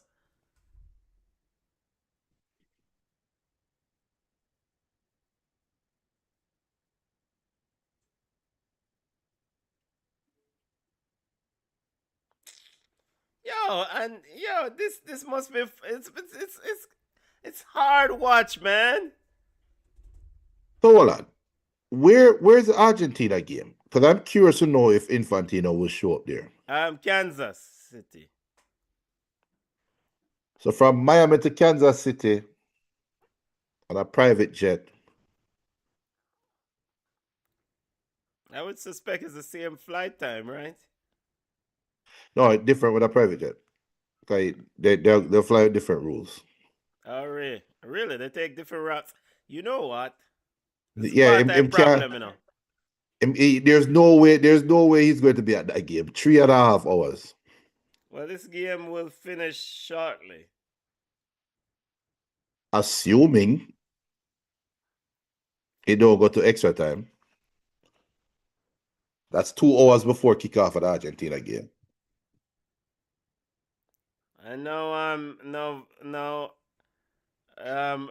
Bellingham trying to get yellow card on Viking, but the ball was rolling. My youth, Sal back and make a sub, brother. Another sub. Take off Surloff. Man are doing work, man. What work? What's his work? Look at him jog again. Well, Ronaldo everywhere. I think everywhere around Miami, right? Yeah, man. But hey, if not just going to football game, you know, they just for a party, man. All right, I'm probably You see, how- ask if I want shirt him off. you see, how Kaka sit down there, them suit and tie. So what is Kaka here? What is he representing? Or who? It's not Brazilian Aye. football, FA. Because Nah. Danilo is the president, and I haven't seen Danilo at any of these games. So I guess these are representatives of FIFA. What am I do? Them a part of some FIFA setup? It are probably Nike are well, I don't know. I don't know what the hell I'm doing there. But me not sit down in my yard and watch it on TV. What? Yeah, for the man, time out, but to get, but you know, let me leave them thing there alone. I hope Ricky Kaka, hope Ricky Kaka is happy in his life. Don't we all? Ball in the box, looking for Kane. Harry Kane couldn't get on. Harry, watch it.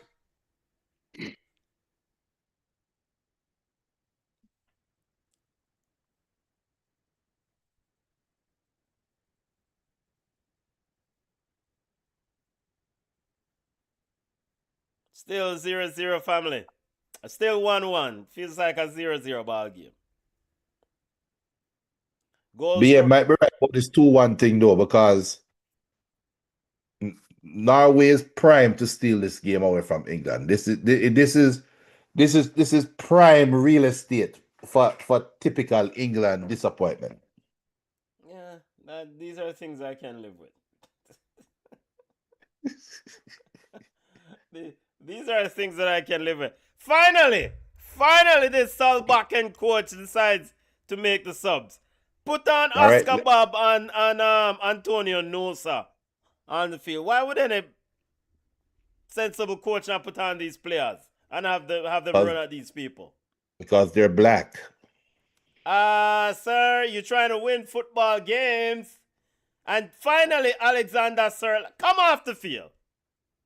No, What kind of advice is he giving and let's Andreas? remember this now. All right. Let's remember this change now. Because again, you take off your defensive support. As much as Sherlock has been a liability going forward, he has done well defensively. Oh, Junior, stop. He was a All right. liability on the goal scored. He turned over All the right. ball and he did not run back. He was just All right. jogging and he jogged to the half line. All right. Remember I said it. As we had the hydration break, Andrea Shuttle up is coming off. He's talking to Antonio Nusa. He doesn't look like he's too excited to come off the field, but it's so he go. Yeah, no, the man score a goal. And I mean, this is a team. At the end of the day, we're trying to do the best to win. You scored a goal, thank you. Let's move on. Jude Bellingham is getting a lot of instructions there from Thomas Tuchel as we're at the hydration break. Is this a situation where England is dependent on Jude Bellingham to advance to the next round? That's why he has on a number 10 shirt. I didn't even recognize. Didn't Raheem Sterling used to wear it? Yeah. And Rashford. So you've just highlighted that number 10 doesn't really mean anything in England. Right, but in this tournament it does. He's trying to re-establish the England number 10. Or trying to make the England number 10 great again. If it was ever great. Yeah, I was about to ask you, was the England number 10 ever great? Who is the best English number 10 we've seen? I'll have to do some research on this one. Gascoigne wore 18, right? I don't remember what number he wore. Number 10.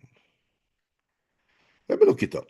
Yeah, Junior, we're looking up. England, Big up to those on the live. Smash the like button, people. We're at the hydration break. We're seeing the replay here of the VAR wiping off the goal for Norway. Norway had a goal wiped off for a foul on Erling Haaland. I don't think there was much to it, but you know, something that we were told leading into this World Cup was that VAR will not re-referee the tournament. According to FIFA, I think you know we have seen quite the opposite here, as VAR has been heavily involved in re-refereeing the tournament. So, in fact, Anthony Gordon's day is done. Reece James is on, Junior. that's an interesting change. So, does Reece James play as a left winger? No, I think he's going to play midfield, and As he then goes into midfield? Then who I goes think to so. left wing then? Eze, Eze goes yeah, to left. Okay, Eze goes and to then left. Bellingham goes back to the 10. As we're getting ready to restart play. England national team. Let me Junior, since it's your favorite national team, I thought you would be on top of this sort of information. It might be my favorite national team, but they're not good. Can you give us a bit of hindsight? Why do you support this little bug side? But tell you already, Take us into the decision, as Norway is trying to break in as England turns the ball over, and Reece James there, a little bit loose with the pass, but escape as Elliot Anderson comes away with it. A very good play there by Sander Berg. Oscar Bob holds up, flips it inside. Martin Odegaard twists. Hey, Martin Odegaard does look like a ball. Martin Odegaard, turn with the ball now. Where you play the ball back for? You have 5 yards of space. Even more. Have you not been watching Xavi Hernandez and Alexander Pirlo? How they box cover these midfielders? Why? Hey, let me tell you something. This is probably the most underwhelming number 10s I've seen in my life. So we know Bellingham wearing it right now. Stan Mortensen, Who Eddie that is? Bailey. These are from 1950. Okay. Eddie Bailey, Tommy Taylor, Johnny Haynes, Jeff Hurst, Terry McDermott, Gary Lineker, baller, Teddy Sheringham, I don't know why I'm wearing number 10, Michael Owen, Wayne Rooney, Raheem Sterling, Jude Bellingham. That's it. All right. So Gary Lineker, but no gas. Gary Lineker, Rooney, that's it. Okay. Come on, those Bellingham, players are insulted to number 10. Yeah. Now, granted, I don't know some of the older ballers. They might have been ballers, and I am being judgmental, and I wasn't around at that time, so I don't know. The player that you mentioned, Jeff Hurst, I think we've heard about him, right? Yeah, I think Jeff Hurst had a commentator now, and he was a coach at one point.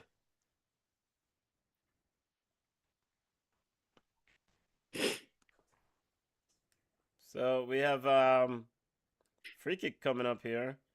Your thoughts on Mark Guehi's performance at this tournament?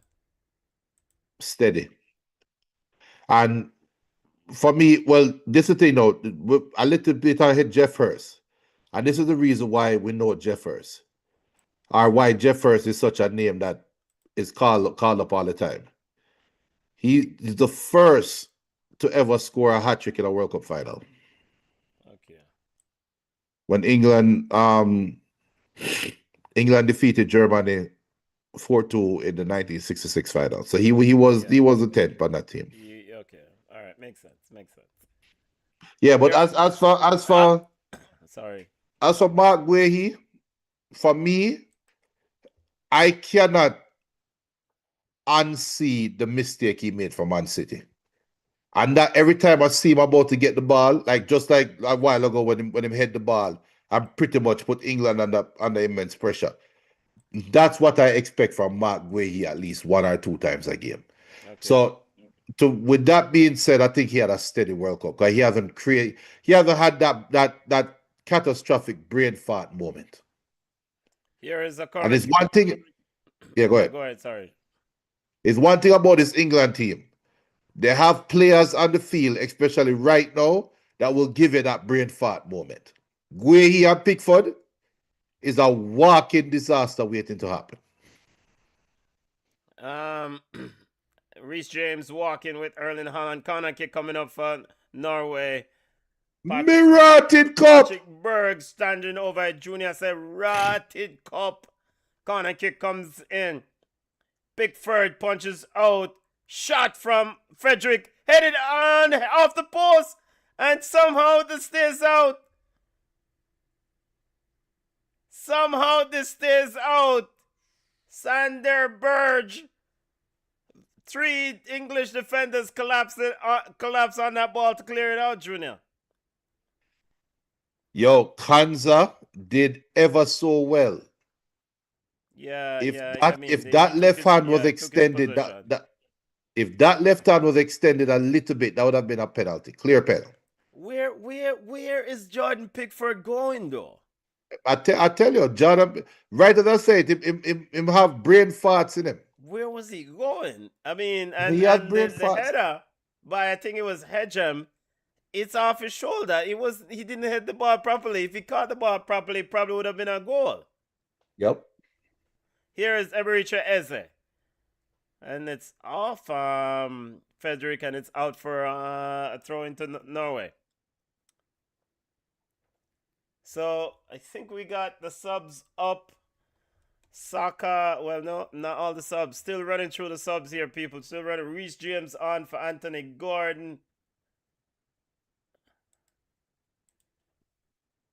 Remember to smash the like button, folks. Remember, share the content, smash the like button.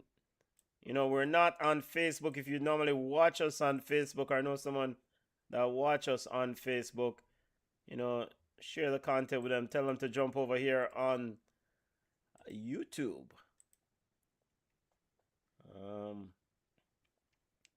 So still waiting to see where Reece James lining up. Oh, he's playing in the Declan Rice position.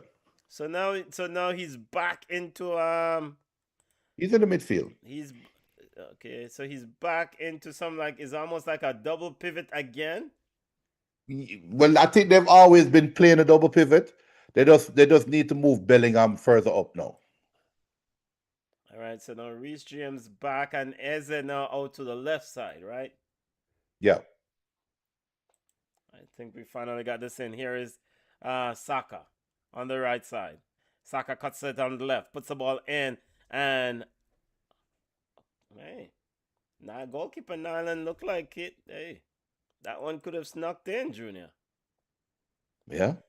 I've seen a few of this at the World Cup, Junior. Babies at the World Cup with headphones or ear protections on. I mean, it seems like for the next World Cup, we're going to start a BCN Sports babysitting service. Leave your children with us. No, my diaper changing day is done. It's just 90 minutes of football, Junior. You can leave them in the same diaper. They have these my diaper changing days. They have overnight diapers. Just let them run. Nope. Here is Martin Odegaard with it. Still 1-1. 79th minute of play. BM says VAR is making the game difficult to watch. We got that. BM also says the coach put Bellingham back into the 10. He's saying, go win the game for me. Okay, that was... All right, so we got Bellingham back in the 10, up further top. Here is Norway. Seems like since Norway made the changes to Oscar Bob and Antonio, Norway has been more on the front foot, if we want to call it that. Which we expected, right? Yeah, I expected that. However, not to this magnitude where England is almost respecting this Norway attack. Like, look where Harry Kane is possession.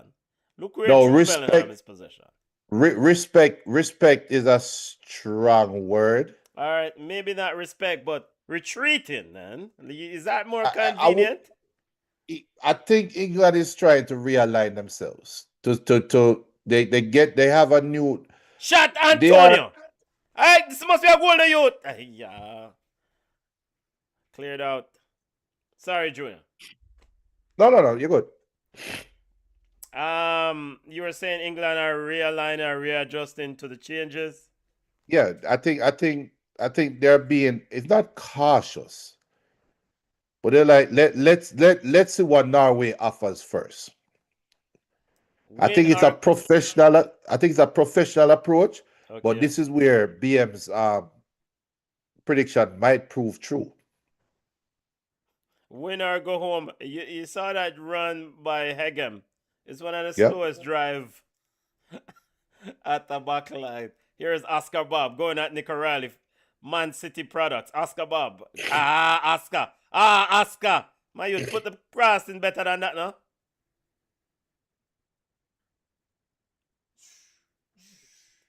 Very good play from Reece James. Martin Odegaard picks up the loose ball. Frederick. And send the ball inside, no? It just feel like Norway soon score. Just send the ball into the box now. What's Erling Haaland? He's going up and coming back. And I'm watching his body language. He's just dropping his head. He's like, yo, put the ball in now. And the ball is up for a corner kick. Corner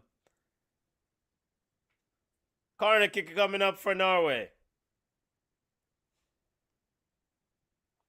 How would this brother what? Who him?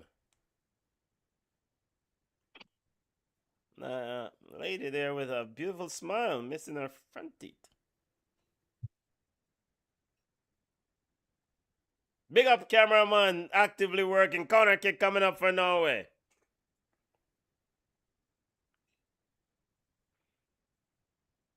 Martin Odegaard around Pickford.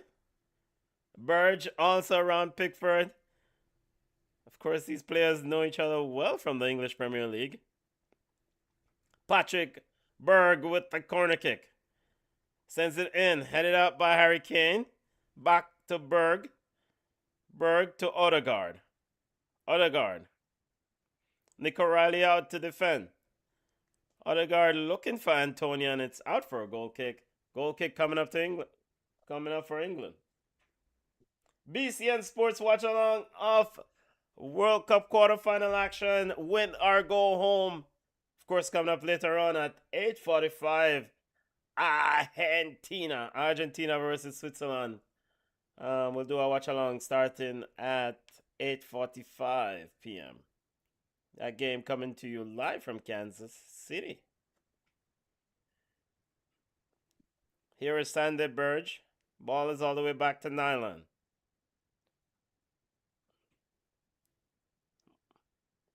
Frederick. Yo, Odegaard. it almost Yep. Jade Frederick. Spence.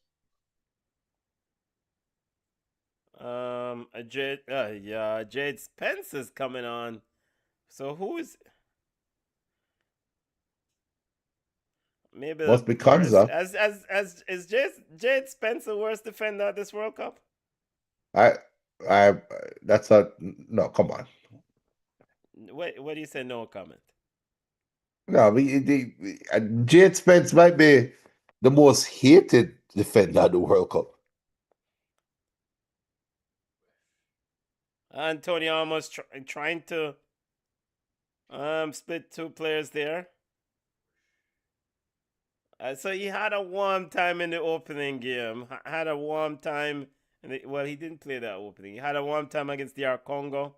Had a warm time against Ghana. Oscar Bob going at Nick Riley. Riley doing well to defend. Yo, and take a shot from outside now, Bridget Antonio on the left side. Going at Kanza, cuts inside, shot. You know, so the ball almost got through Pickford buggy. Yep. Even Pickford looked down like, oh no. Yeah, go keep a butterfinger around here. Smash the like button, people. Subscribe to the channel. John Stone's pushing up. So if Jade Spence is coming on, that means that Konza is probably gonna come off then. Yep. Now, there's a section of fans out there, especially Manchester United fans, that is anti-England right now because of no, I'm actually taking off Nico O'Reilly. He's Oh, at they're anti-England right now because Manu has not gotten a minute. And so for some reason Manu is like this cult figure right now in English football, that's right? fine. With no, but the irony is Reece James, who is an injury-prone wingback, is being deployed in the Manu position. Yeah, and yeah, at the expense And of you're taking off Nico O'Reilly now, who is a wingback. You're putting on Jade Spence when you could have tell Reece James to go play a wingback and put on Manu. So that's two straight, actually three straight, because you took off Declan Rice and put on Eze. So those are three straight opportunities that Manu could have. That's how low Manu was. So there's this rhetoric around there like, yo, Manu can't get the respect and blah blah blah. It's just funny. ball over to Ibrija Eze. Jade Spence on the left side, ball into Reece James. Me backside. Here is Stones. Saka. Konza is providing support. Saka cuts inside, dismiss, and ball across, and it somehow didn't score. Very good defending from Frederick Arsens at the back post. 3 English players there, couldn't put it in the back of the net. Missed Yeah. golden opportunity there for England.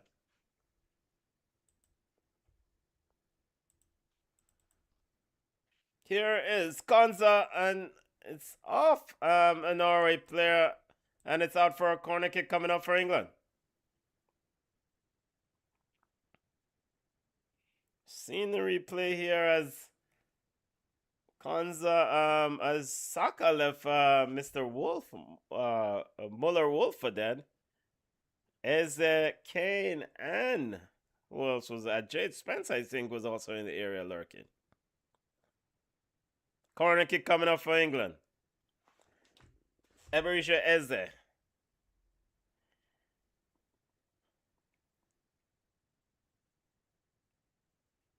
Eze with the corner kick. 43rd minute of play. In the second half, 8 minute in. Corner kick cleared out by and the referee has called a foul on Harry Kane. So the question I have though is this. All right, Jade Spence, and we have the bite, of course, Luis Suarez. You think Luis Suarez paid for his World Cup tickets, Junior? No, it is Miami. No. And So Morgan Rogers so now now you coming. take off Kanza and put on Rogers. Rogers going where? To the midfield, right? Yeah. And then you're going to send Reece James now to right back. You're gonna send Reece James to right back. Why? Hey, I know the Manu people are gonna run out. So Morgan Rogers is on for Konza. The the money, and now we have a sub coming from Solbakken.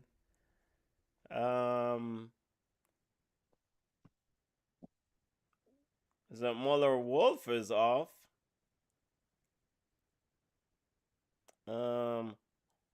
Holmgren Pedersen is on. So let's get caught up on these respective subs. Jade Spence, and then we said Morgan Rogers is on, right? Yep.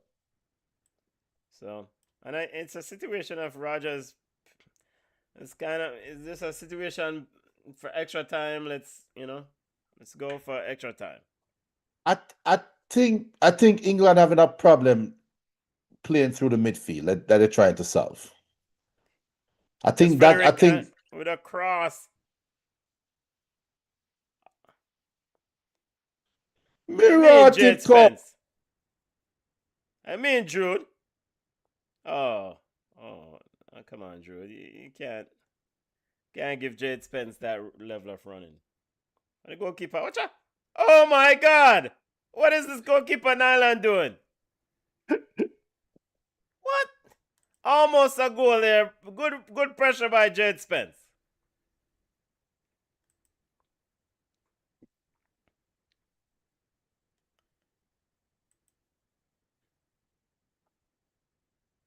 So what? So who is Tuchel shouting at? I think he's telling Bellingham to put the ball in space more. And I think the plan is to run at the back line. I'm glad you speak German because I don't. Or whatever he's to. I'm glad you speak Tuchel. I speak Tuchel. I speak T. You know who else speak TT but refuses to accept it now? Oh. Come on. Big up to those on the live. Smash the like button, family. We have 7 minutes of added time. Can we get a winner? We don't wanna extra. We don't want extra time in this ball game. Let's finish it now, man. Somebody win this ball game. BM says, why does Tuchel looks like he wants to beat up somebody? Yeah, he's steered. Was it Jed Spence? I think that was the Bellingham Jade Spence pass. I think he wanted it more in space. Which I was wondering the same thing too.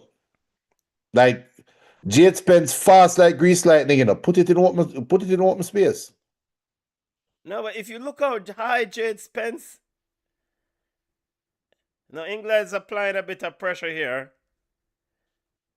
I guess they sense a bit of an opportunity with the ball going back in. Norway struggling to play out from under pressure.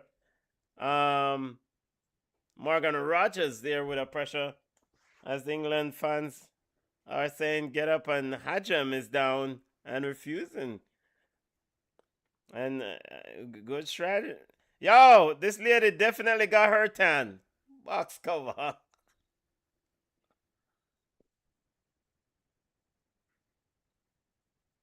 The medical staff is being. It seems like Hajam is having a bit of issue there.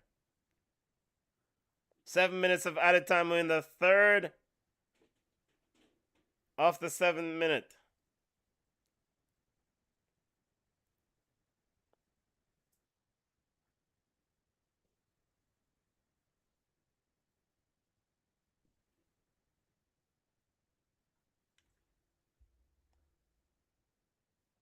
We have a message in there. Let's see if come on, the fast internet's a goal score. No.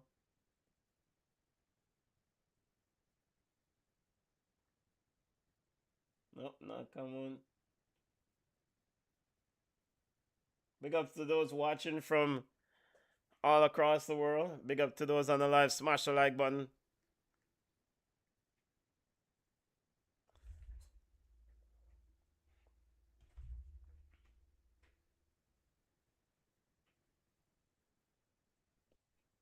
So it seems like cramp there. Hedgeham is having a bit of cramp, Junior.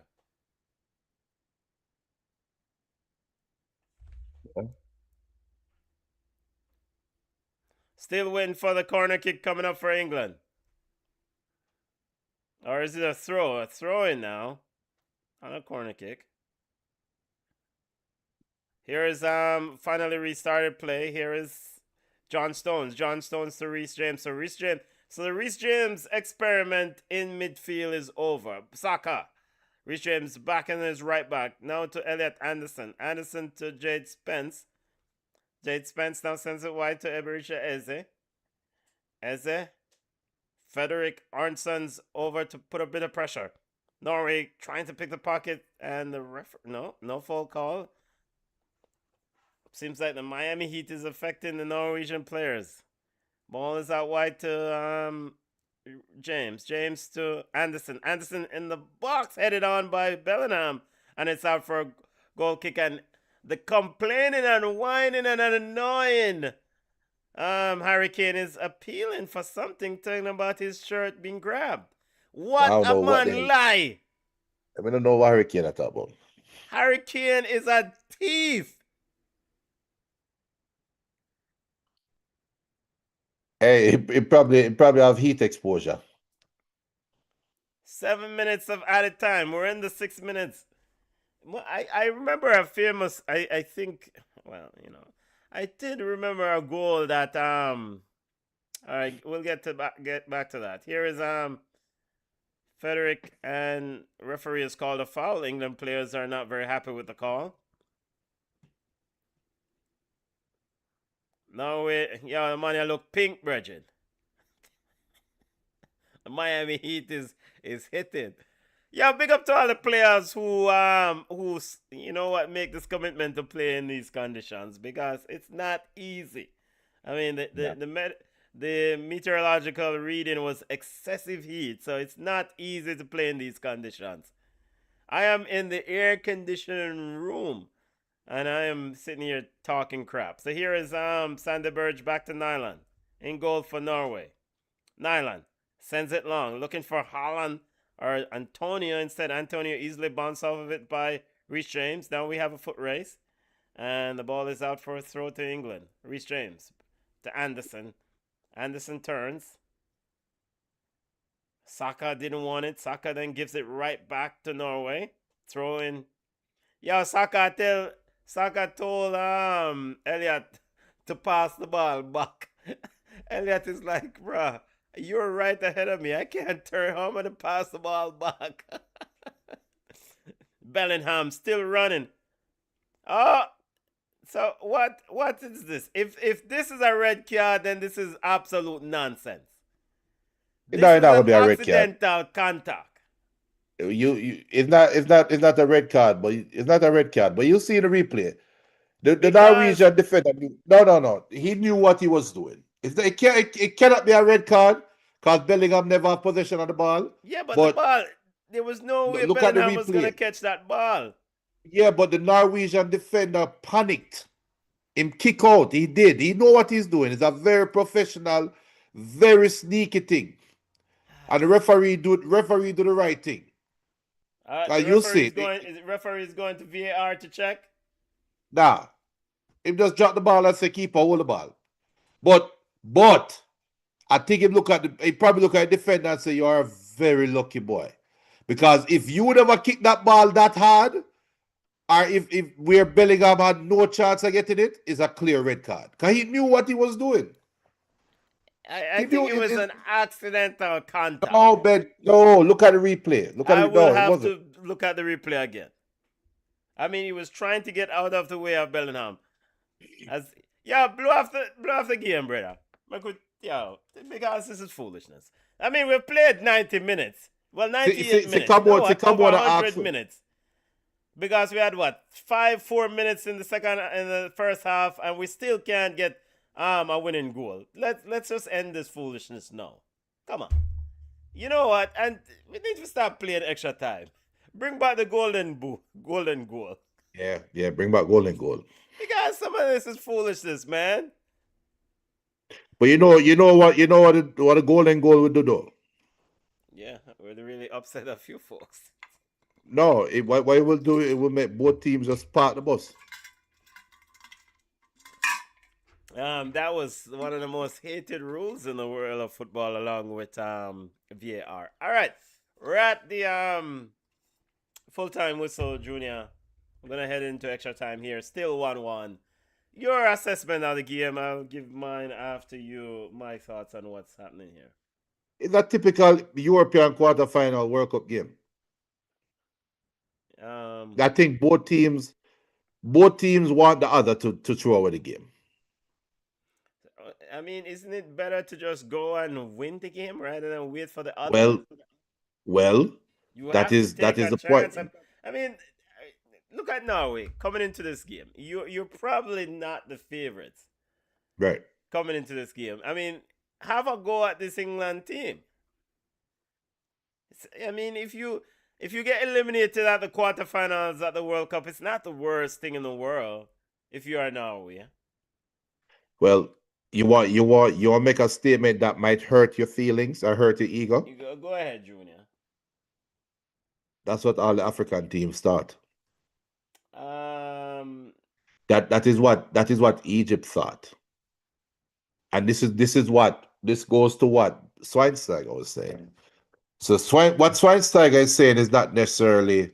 I don't necessarily agree with it, and I don't think the same approach fits all teams. I don't think the same glove fits all hands. However, there's two approaches to a game. You can either want to win it, or you can want to not lose it. And when you have both teams that are in a position where they're saying, I don't want to lose the game, we get it what we get. When you have an African team that wants to win the game, we get the comebacks that we've got. And you can't, it's not fair now, because hindsight, hindsight, and the whole statement, hindsight is not 2020. You have a set of people right now ready for kill Tuchel. You have Rashford on the bench. You have Menu on the bench. You have the striker Ali Watkins on the bench. You have all of these pieces on the bench, and all you've been doing is making chess moves within the middle of the field. Nothing attacking. Nothing. The game hasn't changed for England. So if Norway was to sleep, trip, and that corner goal when we get, if that did score and keep, you'll be, oh, Tuchel, that's for the World Cup. Remember, that's what Sean always saying. Tuchel are trying that for the World Cup. His approach. And England's approach is one of, let's stay in the game, let's stay compact, play our best, and we will earn a victory. And now we're having the same approach. BM says that goal in the second half should have stood. Football is becoming too feminine. I don't even want to insult women and say it's becoming too feminine. Or insult feminine, the representatives. Football is becoming, or not is becoming, it has become a bitch sport. Let's call it what is a bitch sport, the bitching. Well, it's always been a bunch of complainers. Hey, who complain about calls in a football game than Sunday League players? And we see it every Sunday at 5 p.m. when we played football. It's the biggest bunch of complainers ever. But when does the complaining normally start, Benton? When a side feels like a side should have gotten a foul. No. Or when complaining start after an hour when we're tired. No. As no. It's that's when I complain. We have another sub coming on here. The videotape and the re-refereeing of the game is problematic. Ostigard is coming on. Is he coming on for Odegaard? Erling Haaland is hopping. So Ostigard is on. I am still waiting to see who is on for. Getting ready for extra time, family. Smash the like button. Subscribe to the channel. Smash the, tell a friend, share the content. If you normally watch us on Facebook, you know what? Tell the people about Facebook that this is where we are. Still waiting for kickoff. So it's the re-refereeing, and again, I don't want to insult the feminine representatives, because I think too many of us men and women go towards this notion that it's soft like a girl. No, I mean not. You can play that game if you want. Femininity. I am femininity is what it is. Because you know what? A man want to talk about all these softness, and no man can carry baby and deal with baby pain. Look, As we have first half kickoff. Go ahead, first half Benton, extra time. people want to talk about how they can handle Wait, heat. and I guess it didn't kick off. Finally, no kickoff. Yeah, People sorry. Go ahead. people want to talk about being able to handle heat, and then somebody going to come down and say, "Well, you talk, but you're not a volcano." I'm not built. I'm not a built. I'm not built like a volcano, so I'm not built like a woman. So why would I even try to think about carrying baby? Yeah, but the notion when I hear this feminine thing, like the thing is becoming soft as in feminine. Feminine is associated with the XX chromosomes, woman. So why wouldn't you associate the two? Feminine, you're associating feminine as being soft, as XX woman soft, It's being gentle.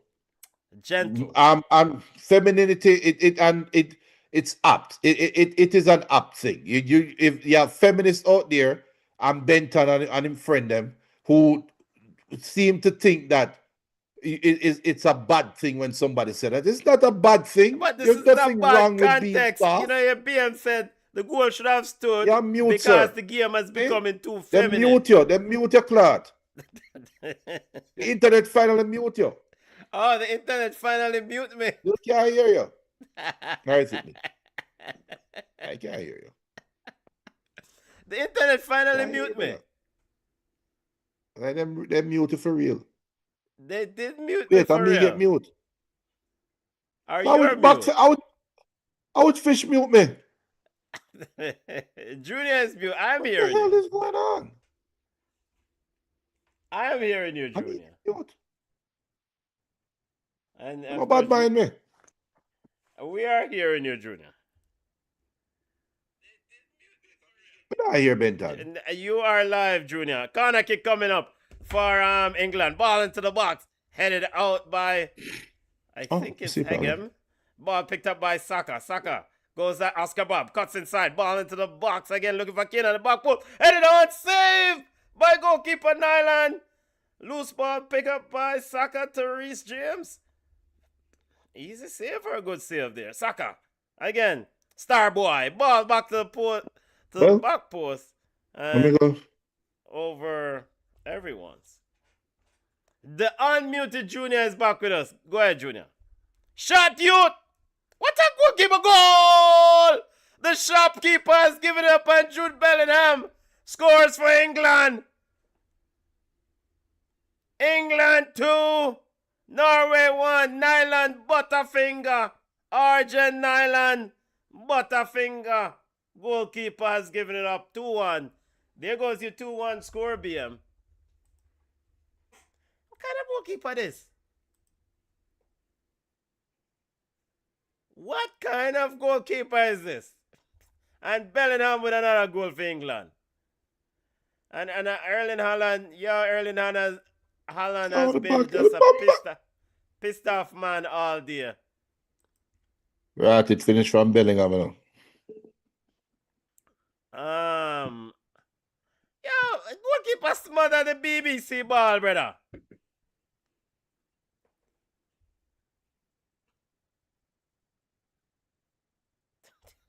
Talk about a setup. Yo. Hey, referee, we don't need to play no more. We can just call it, you know. We don't need to play any more of this. 2-1 England. 2 goals from Jude Bellingham. That's his 6th goal of the World Cup. 6 in what? 6 games? BM said, this goalkeeper, get off the damn field. Your assessment of the goalkeepers at this World Cup, Junior. Let's put the goalkeeper position under the microscope. No, All right, first was the goalkeeper at fault on that goal. The fuck? I don't think Junior is hearing me as he's figuring out his audio. Let me send him a message.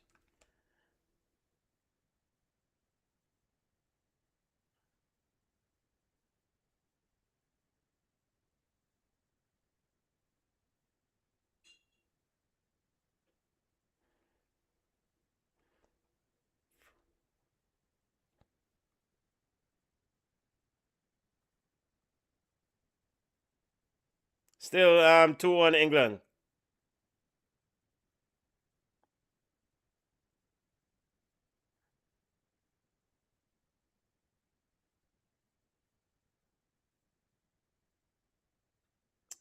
Still 2-1. Here is sorry for the slow for the dead air. Here is Ebericha Eze. The ball is over to Jed Spence. Jed Spence looking for Bellingham, and Bellingham stopped in his tracks there. It was short. Seems like he may have come up with a limp. He seems like he's fine. Ball is back to Mark Guehi.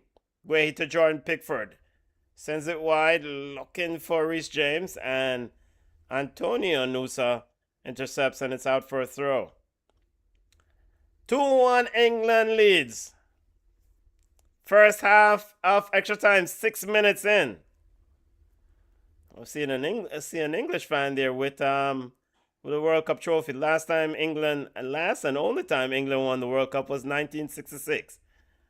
Here is Sander Berge with it for Norway. Berge finds Odegaard. Still looking for options. Sends it wide to Patrick.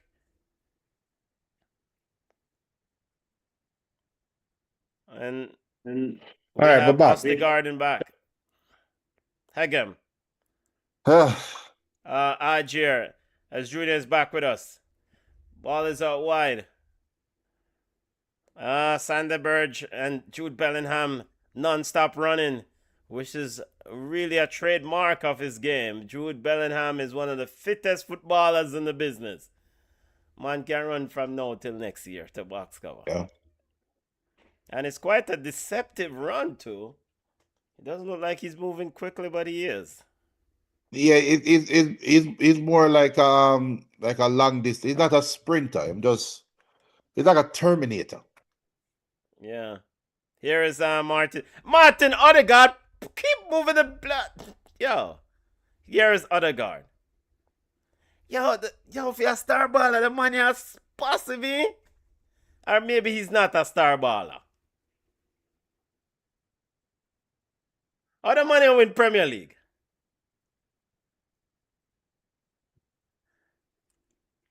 He was along for the ride. Yo. Morgan Rogers off on his bike in a foot race with Ajir. And it's out off the Norwegian player, and it's out for a throw to England coming up. 98th minute. Of course, Norway had a goal chopped off for a foul on Holland. Alright, I'm finding one English fan who decides to take off his Bellingham jersey and wearing a sombrero with a sombrero. Cameraman, what are you doing, Bridget? BM says, ball chat, for 2 years, all y'all told me I am overhyping Jude. You still believe that? Yeah, I did say that. You know what? Here is Ebericha. It's Jed Spence. A penalty That's not a penalty, referee. That's one of the biggest dive in the history of football. As Jed Spence picks up a penalty. VAR will have the final say. Referees unmoved. Tuchel pulling the right. A penalty one. Tuchel pressing the right buttons here, family.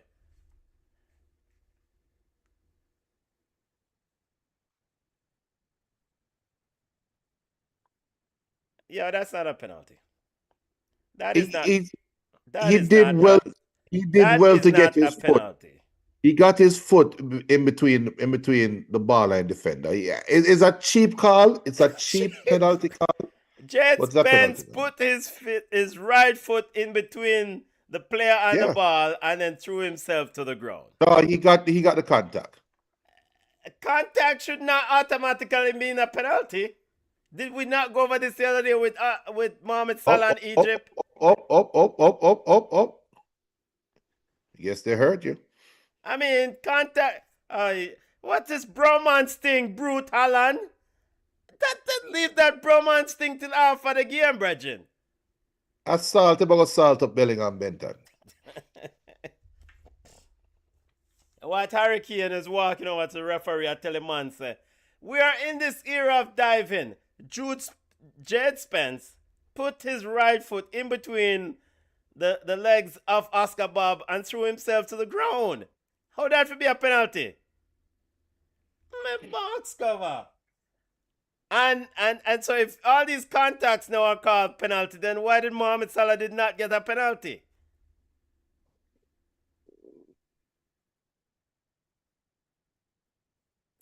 the man just come over so Yeah, him try to sell it too hard. That's what. I'm done. Yo, No, but that's I what will caused wipe it. Though. off this. That's what caused it. Him This. try to sell it too hard. Him try to sell it too hard. Yo, I would give him a straight yellow card. It's horrible. It's bad for football. All this. So question now. How is it not a yellow for diving? And so that's the question. Why don't you penalize him? If you want to cut out these, why don't you punish him? Hurricane, shut the hell up. If you want to cut out this sort of things out of football, you should punish him. He put his right foot in front of the player and threw himself to the ground. I mean, come on. All right, no penalty. Let's play on. And Oscar Bob better get it. I know Oscar Bob and Jade Spence is into it. No, he's dragging Oscar Bob. What the hell is going on?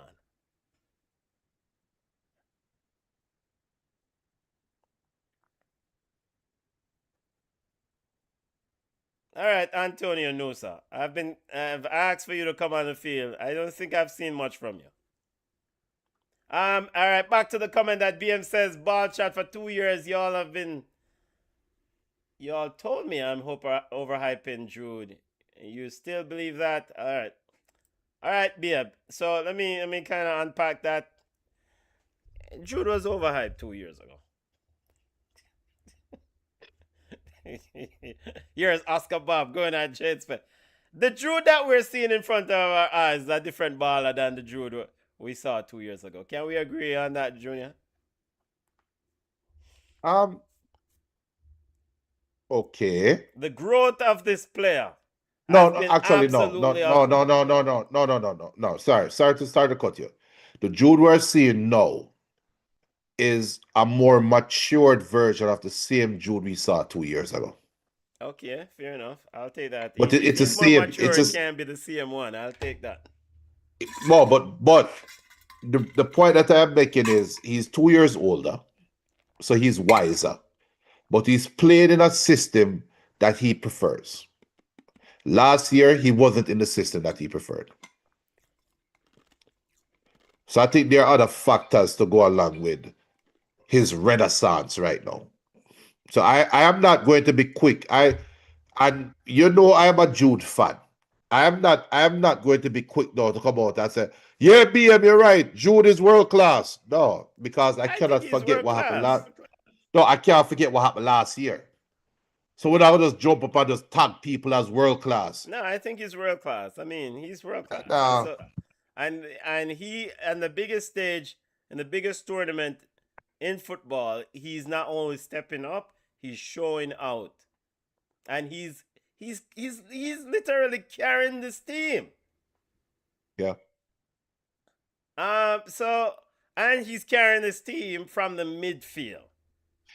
But you know how I would word it. I have no problem with anybody saying that he's world class. But what I mean is that I'm not going to get up last year and say he had a bad year last year, and then come this year, no, or not even this year.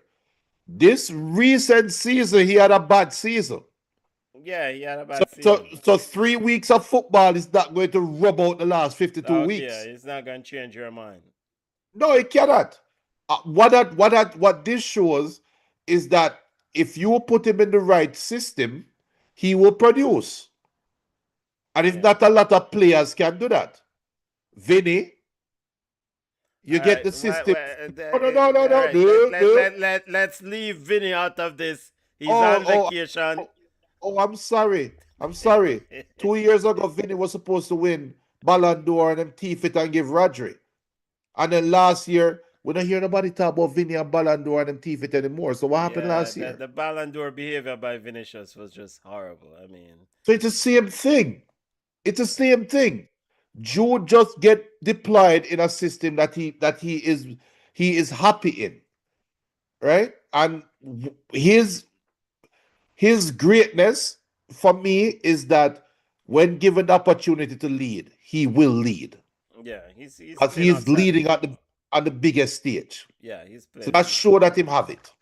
Yeah, he's playing because not only is he making the passes from deep, but he's a goal threat from deep, He's and everything. He's everything for England. yeah, Everything. He's so good in this game. The Hurricane is playing like shit, and nobody is saying anything about it. yeah. In fact, I think you can take off Harry Kane. Exactly. And that's the reason why I call up Ali Watkins' name when I talk about the players that are available. Because I think Ali Watkins should have been on from halftime. Yeah. I think Hurricane has been that poor in this game. Three But minutes of Jude, added time, looking for the run of Jude again. Ball is overhit, picked up by Eberiche Eze. and there's a bigger story that has gone missing, What's the story? There's a bigger story. If you remember, leading up to the World Cup, Tuchel and Bellingham could not see eye to eye. Oh, really? You forget? Yeah. You forget Tuchel never called Bellingham for one of the games Yeah, he them? did. Yeah, he didn't. Yeah. But I always felt like it was just because you could not. I mean, you could not. I could not envision an England team without Bellingham. You couldn't. And Tuchel all right, let me word it this way. England, no, not even England fans, football fans cannot envision an England team without Bellingham. But Bellingham could have envisioned an England team without Tuchel. Yep. And Fair enough. they had to fix that, Yeah. right? And these are the little things that happen to teams as we have the end of the first extra time. These are the things that happen to teams that either galvanize them or you create a crack that is unfixable. And it clearly galvanized them. And that's another thing to talk to Bellingham's personality. Yeah. Because we've seen players throw tantrums when coaches trying to be a coach. And Bellingham just say, you know what? I respect the coach. However, they came to this point in where we see Tuchel speaking to Bellingham 100% of the time in breaks, right? However, whatever transpired for them to get to there, it speaks to Bellingham's professionalism and Tuchel's professionalism as well. Yeah. Rashford and Amorim, Yeah. Ronaldo and Ten Hag, Yeah. dictator and Jabi Alonso. Yeah. As the teams switching around. Yeah. Good point. I totally forgot about the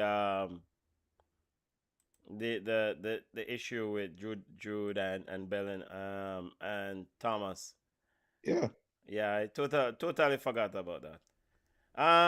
BM says this is ridiculous. As in, how is that a penalty? As in, okay, yep. BM.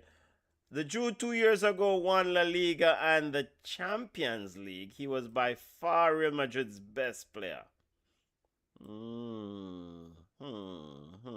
Jude has everything: pace, skill, strength, and a prolific goal scorer.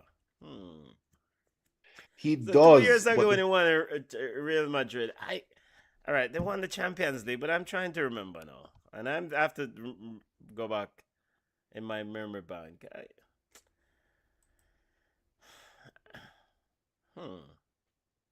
that Champions League run was all Jude. It was. It was. It But was. It so was. it wasn't that the time that Vinicius was arguing about Ballon d'Or? Yes, Okay. but that Champions League run, that was the one. And if you remember, I kept saying, I don't see how Mbappe fits in this team. I kept saying it because Jude eats up space. And Vinicius Junior plays on the left wing. Where is Mbappe going to play? Mbappe, are not Mbappe. Jude is like Pac-Man. And you talk about it earlier when you say he doesn't stop running. Now you see, my son has the same problem with basketball. He's a high impact, high energy defensive player, right? If you tell him he will guard all five players on the court, he literally will run with the ball around the court. But then the other defenders them just don't know how to play with him. And a couple coaches, a great coach, a coach of Myriad came to me and said, look, Keegan is such a great one-on-one defender, but he has no concept of team. And I think Jude, that's why I say he's a more matured player. 2 years ago, Jude was such a great player, but he had no concept of team. And he's just used to playing in a team that is giving free range to run. So when you put in another baller now that need the space, he has no clue what to do with the space this year. Junior, this And is I don't think, this is yeah. an interesting development. Sorry to interrupt you, but Erling Haaland is off. Yeah, but I said it right at the 90-minute mark. I said Holland was hopping. When he was walking during the 90 minutes, he was hobbling. He was hopping. I saw it. I did say, I said, Holland is hopping. So wait, so you need a goal, and you don't a goal, and you take off Erling Haaland. Injured. In He's He's injured. injured. What's the injury? I don't know, but he was hobbling. He was clearly hobbling. Okay. All right. So you know what? England versus Argentina is a much better semi-final matchup. Oh Box yeah. score. Well, yes. I mean, I, who wants to watch Norway versus Argentina? Other than Norwegian fans. Come on. Now, if Switzerland is gonna upset Argentina, then maybe Norway should upset Norway. Norway should upset England. stop it. You know, I want to see two even teams in the semifinals or similar teams. A similar, competitive game. Because if it's Switzerland, I mean, versus England, no.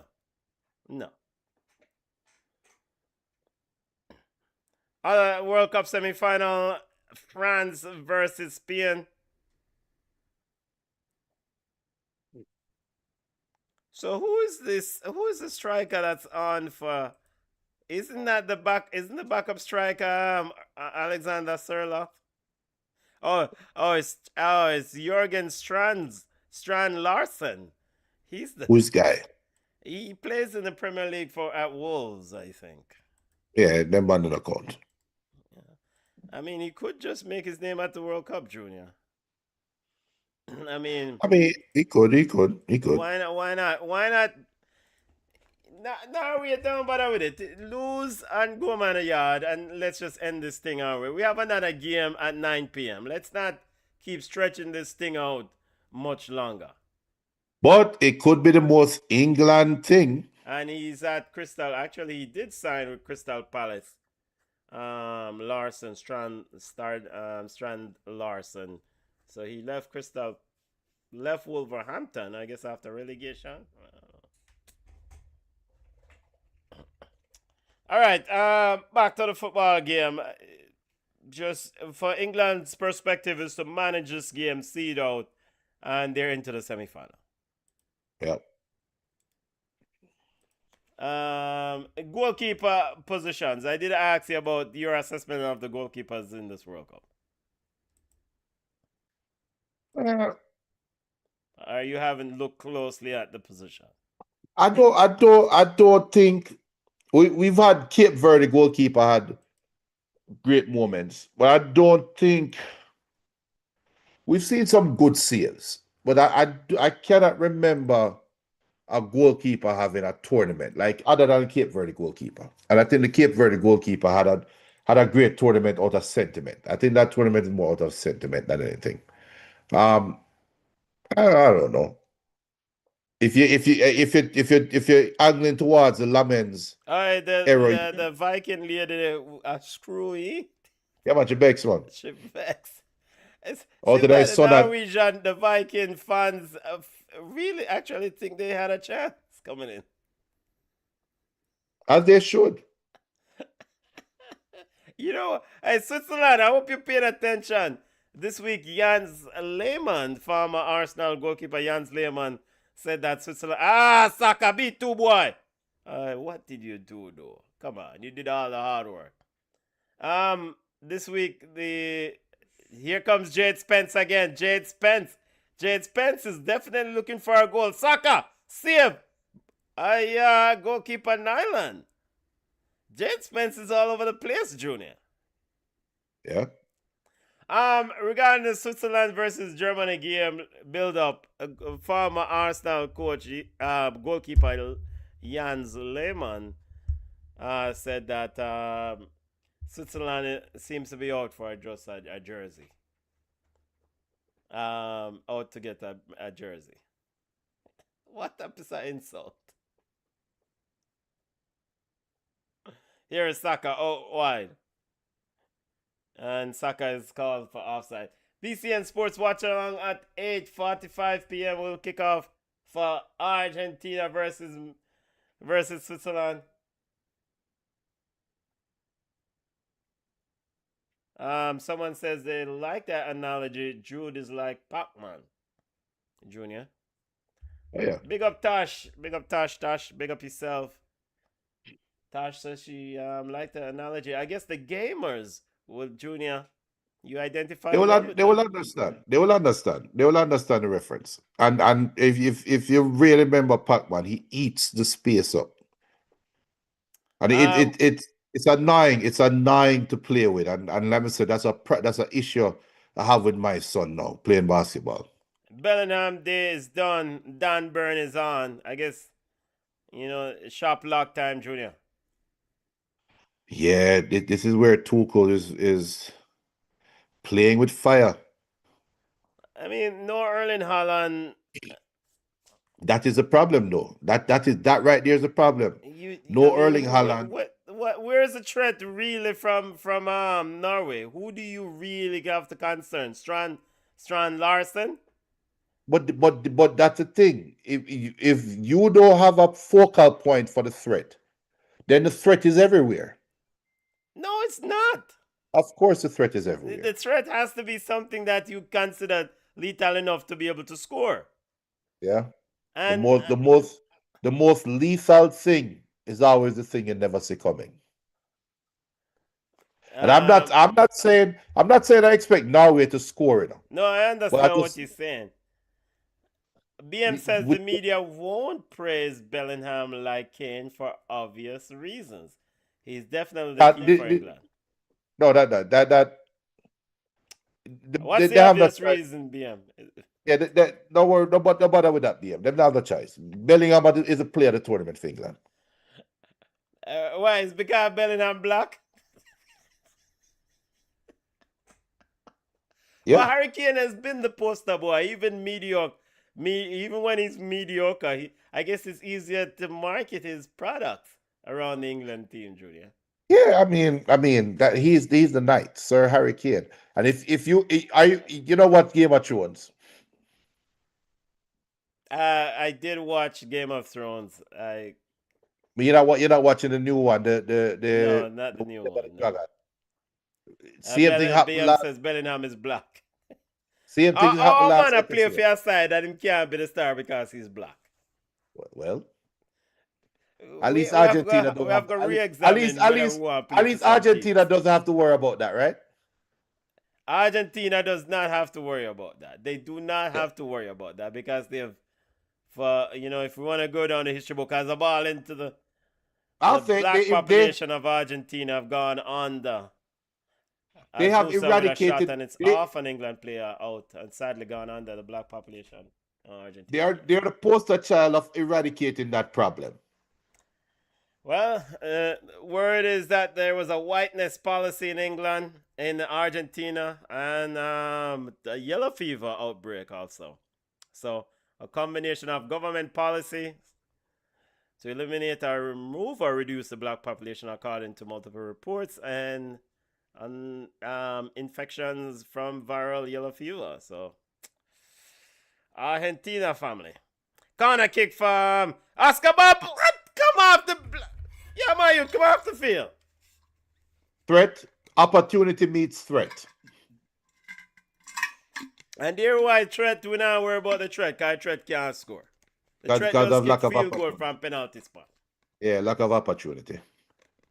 Or the lack of taking advantage of opportunity. Taking advantage of, and Oscar Bob is quite puzzling. He was on a meteoric rise at Man City.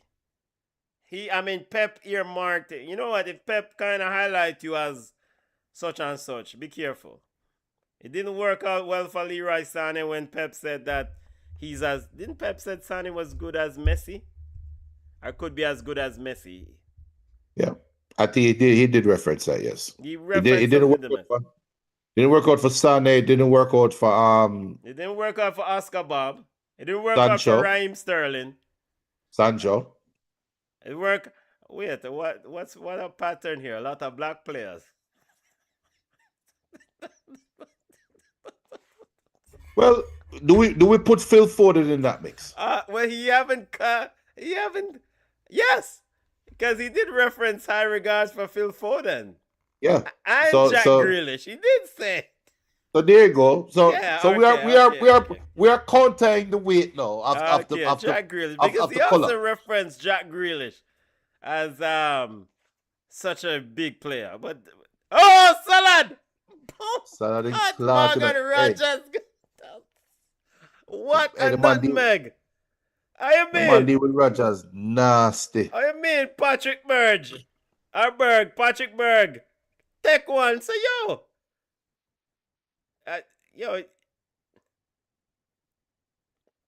and Morgan Rogers just kicked down a man and say, yo, you know what? I will not take that Salad standing up.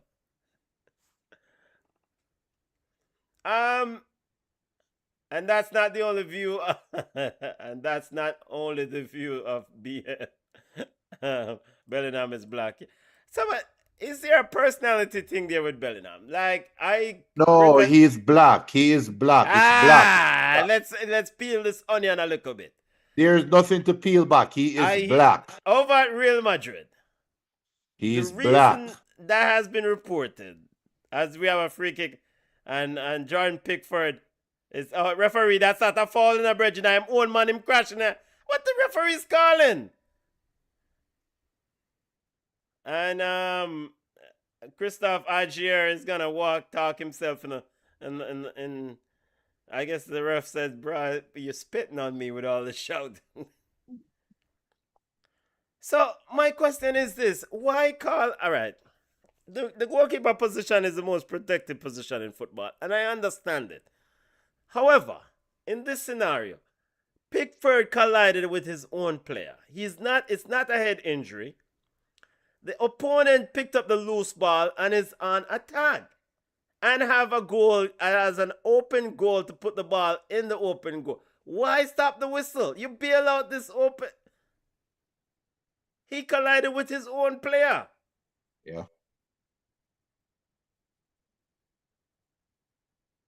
And And shouldn't like Pickford and Morgan Rogers, shouldn't Pickford be shouting emphatically mine? He did, but Pickford, we know Pickford is an idiot. And so stuff like that. So again, IFAB, come on, and her friends need to look at the rules around the whole goalkeeper protection thing.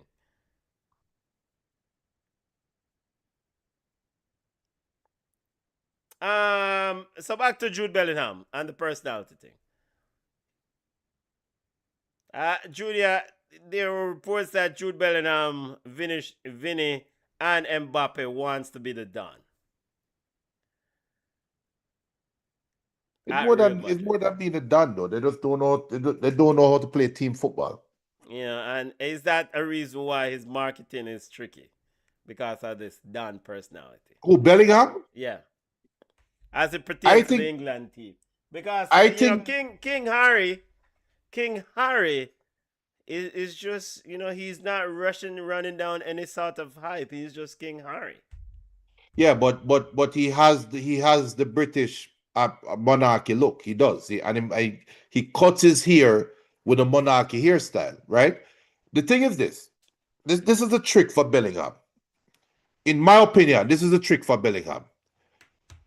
Bellingham is, whether he's trying to do it or this is just who he is, his personality is one of typical British personality, right?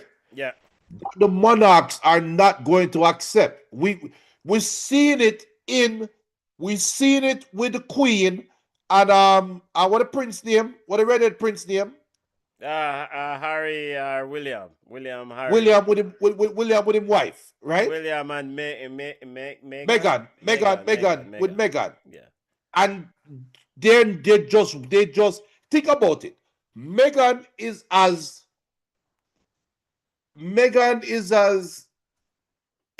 I'm trying to find a good way to put it. Meghan is black.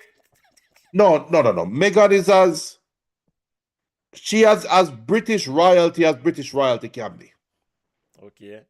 She act like royalty, right? Yes. But they refuse to accept her.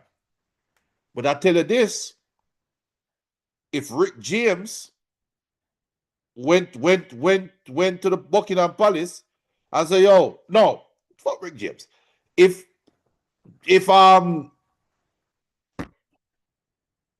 Dennis Brown go to Buckingham Palace and say, "Yo, me not deal with Babylon, light a spliff," the whole monarchy love him because them say, "You are who you are. I see you as this, and you are portraying this, and you have that hype." Bellingham makes himself unmarketable because he tries to portray himself like he's some set of people that he's not. When they look at him, they look upon him like, yo, hip hop, high road man kind of a thing. If Bellingham come up on an interview and say, yo, me and the mans them come out here and do that side. You see Prince Harry. 2 minutes Yo, of I saw the thing time. work. What? 2 minutes of other time. I saw the thing work, Benton. All right. Thanks for the clarification for the BCN Sports Network family. Yo, peep, Junior, appreciate the knowledge. You get everything on this channel. Football commentary and pop culture assessment. You know, if Bellingham go Buckingham Palace and light a spliff, they chop off the bed. But you bring in D Brown, and the Prince goes to D Brown said so, yo. And the Prince will have said so. The King will have said so. Yes, brother. Easy. Bellingham just leave to do the same thing, man. Dan Burn with a strong header and then step over the man. Yo, Norway have not okay Junior for a Viking nation. These players need to act like a man. Dan Burn just said it about step. When people act like woman, you act like a man. You associate woman with this. When you act like man now. Act like a man. Come on. And that's quoting the elders. The man just Dan Burn just emphatically headed the ball out of bounds and then step over your teammate while he's on the ground rolling in pain. And the Norway players, the Vikings, just stood around and complained. All right, all over family. 2-1 England over Norway. Goals from Jude Bellingham for England. Andreas shuttled up with the goal for Norway. Junior, I basically think it was okay. It's a foregone conclusion. I mean, Norway could not get the Viking going, and that's pretty much it for them. If they can't get the Viking going, then understandably so. Martin Odegaard, go full up under your. All right, Junior, your thoughts on the game? Good game. England showing that they can win in other ways. You know what? Argentina better be very careful Wednesday. I expect Argentina to beat Switzerland, but Argentina be very careful Wednesday because England will be coming into this game the underdog. And this is their first time playing as underdog this whole World Cup. And they might be able to play a little bit free. I think England played today like they knew they were expected to win, and that's why there was some hesitation from them going forward. There was some hesitation from them throwing balls to the wall, right? That's what I saw in the game today. They managed the victory. They played the odds. England played the odds that they would create chances, and they played the odds that their best players will convert the chances. And it worked out in their favor. That's all for the game for me. Yeah, man. At this stage of the tournament, or any tournament for that matter, it's not unique to the World Cup. Whether it's Champions League, whether it's tennis. Well, tennis is an individual sport. Any team sport. At this stage, when you get down to the opponents being not too far from each other, the competing teams not being far from each other, your star players, your big players, and these moments, you expect them to rise to the occasion. So, Jude Bellingham has been outstanding. 6 goals at this World Cup. The player for England for me at this World Cup. Hands down, he's been absolutely outstanding. I won't even look ahead to Argentina versus Argentina versus England. We'll see what Argentina shows up tonight against Switzerland. I've always felt like Argentina, somebody else has to come to the party. Messi is a general, but somebody else needs to come to the party. I mean, he's been playing a lot of minutes in these last 2 games. Somebody needs to step up tonight. Julian Alvarez and others, but we leave that for 8:45 to chop it up and discuss. Time for go my yard. BM says Messi is FIFA golden goose. Don't be surprised if England gets some big calls against them. Yeah, man, you have to protect your money. I mean, come on. You have to protect your money. BM also says, unfortunately, we have officials deciding games and not the players on the field. Yep, unfortunately, family. 8:45 p.m. We're kicking off for the Switzerland versus Argentina game. We'll do a watch along for that one. Again, well done for Norway. BM says good try to Norway. Junior, overall, your assessment on Norway's tournament? I think they overachieved. They overachieved. That's my assessment. They about as well, yeah. I think they overachieved. They overachieved. They eliminated Brazil, so yeah. Yep, overachieved. Make it to the quarterfinal. Definitely didn't have them, especially the path they took. And push England to the limit. They overachieved. Yep. Good performance from. Yo, I hate that to know. We'll see you guys on an hour. Junior, go and take some medicine and go all asleep. I might go up on phone, but we'll see. Yeah. Yo, people, smash the like buttons, subscribe to the channel, and look more family, 8:45 p.m. Argentina versus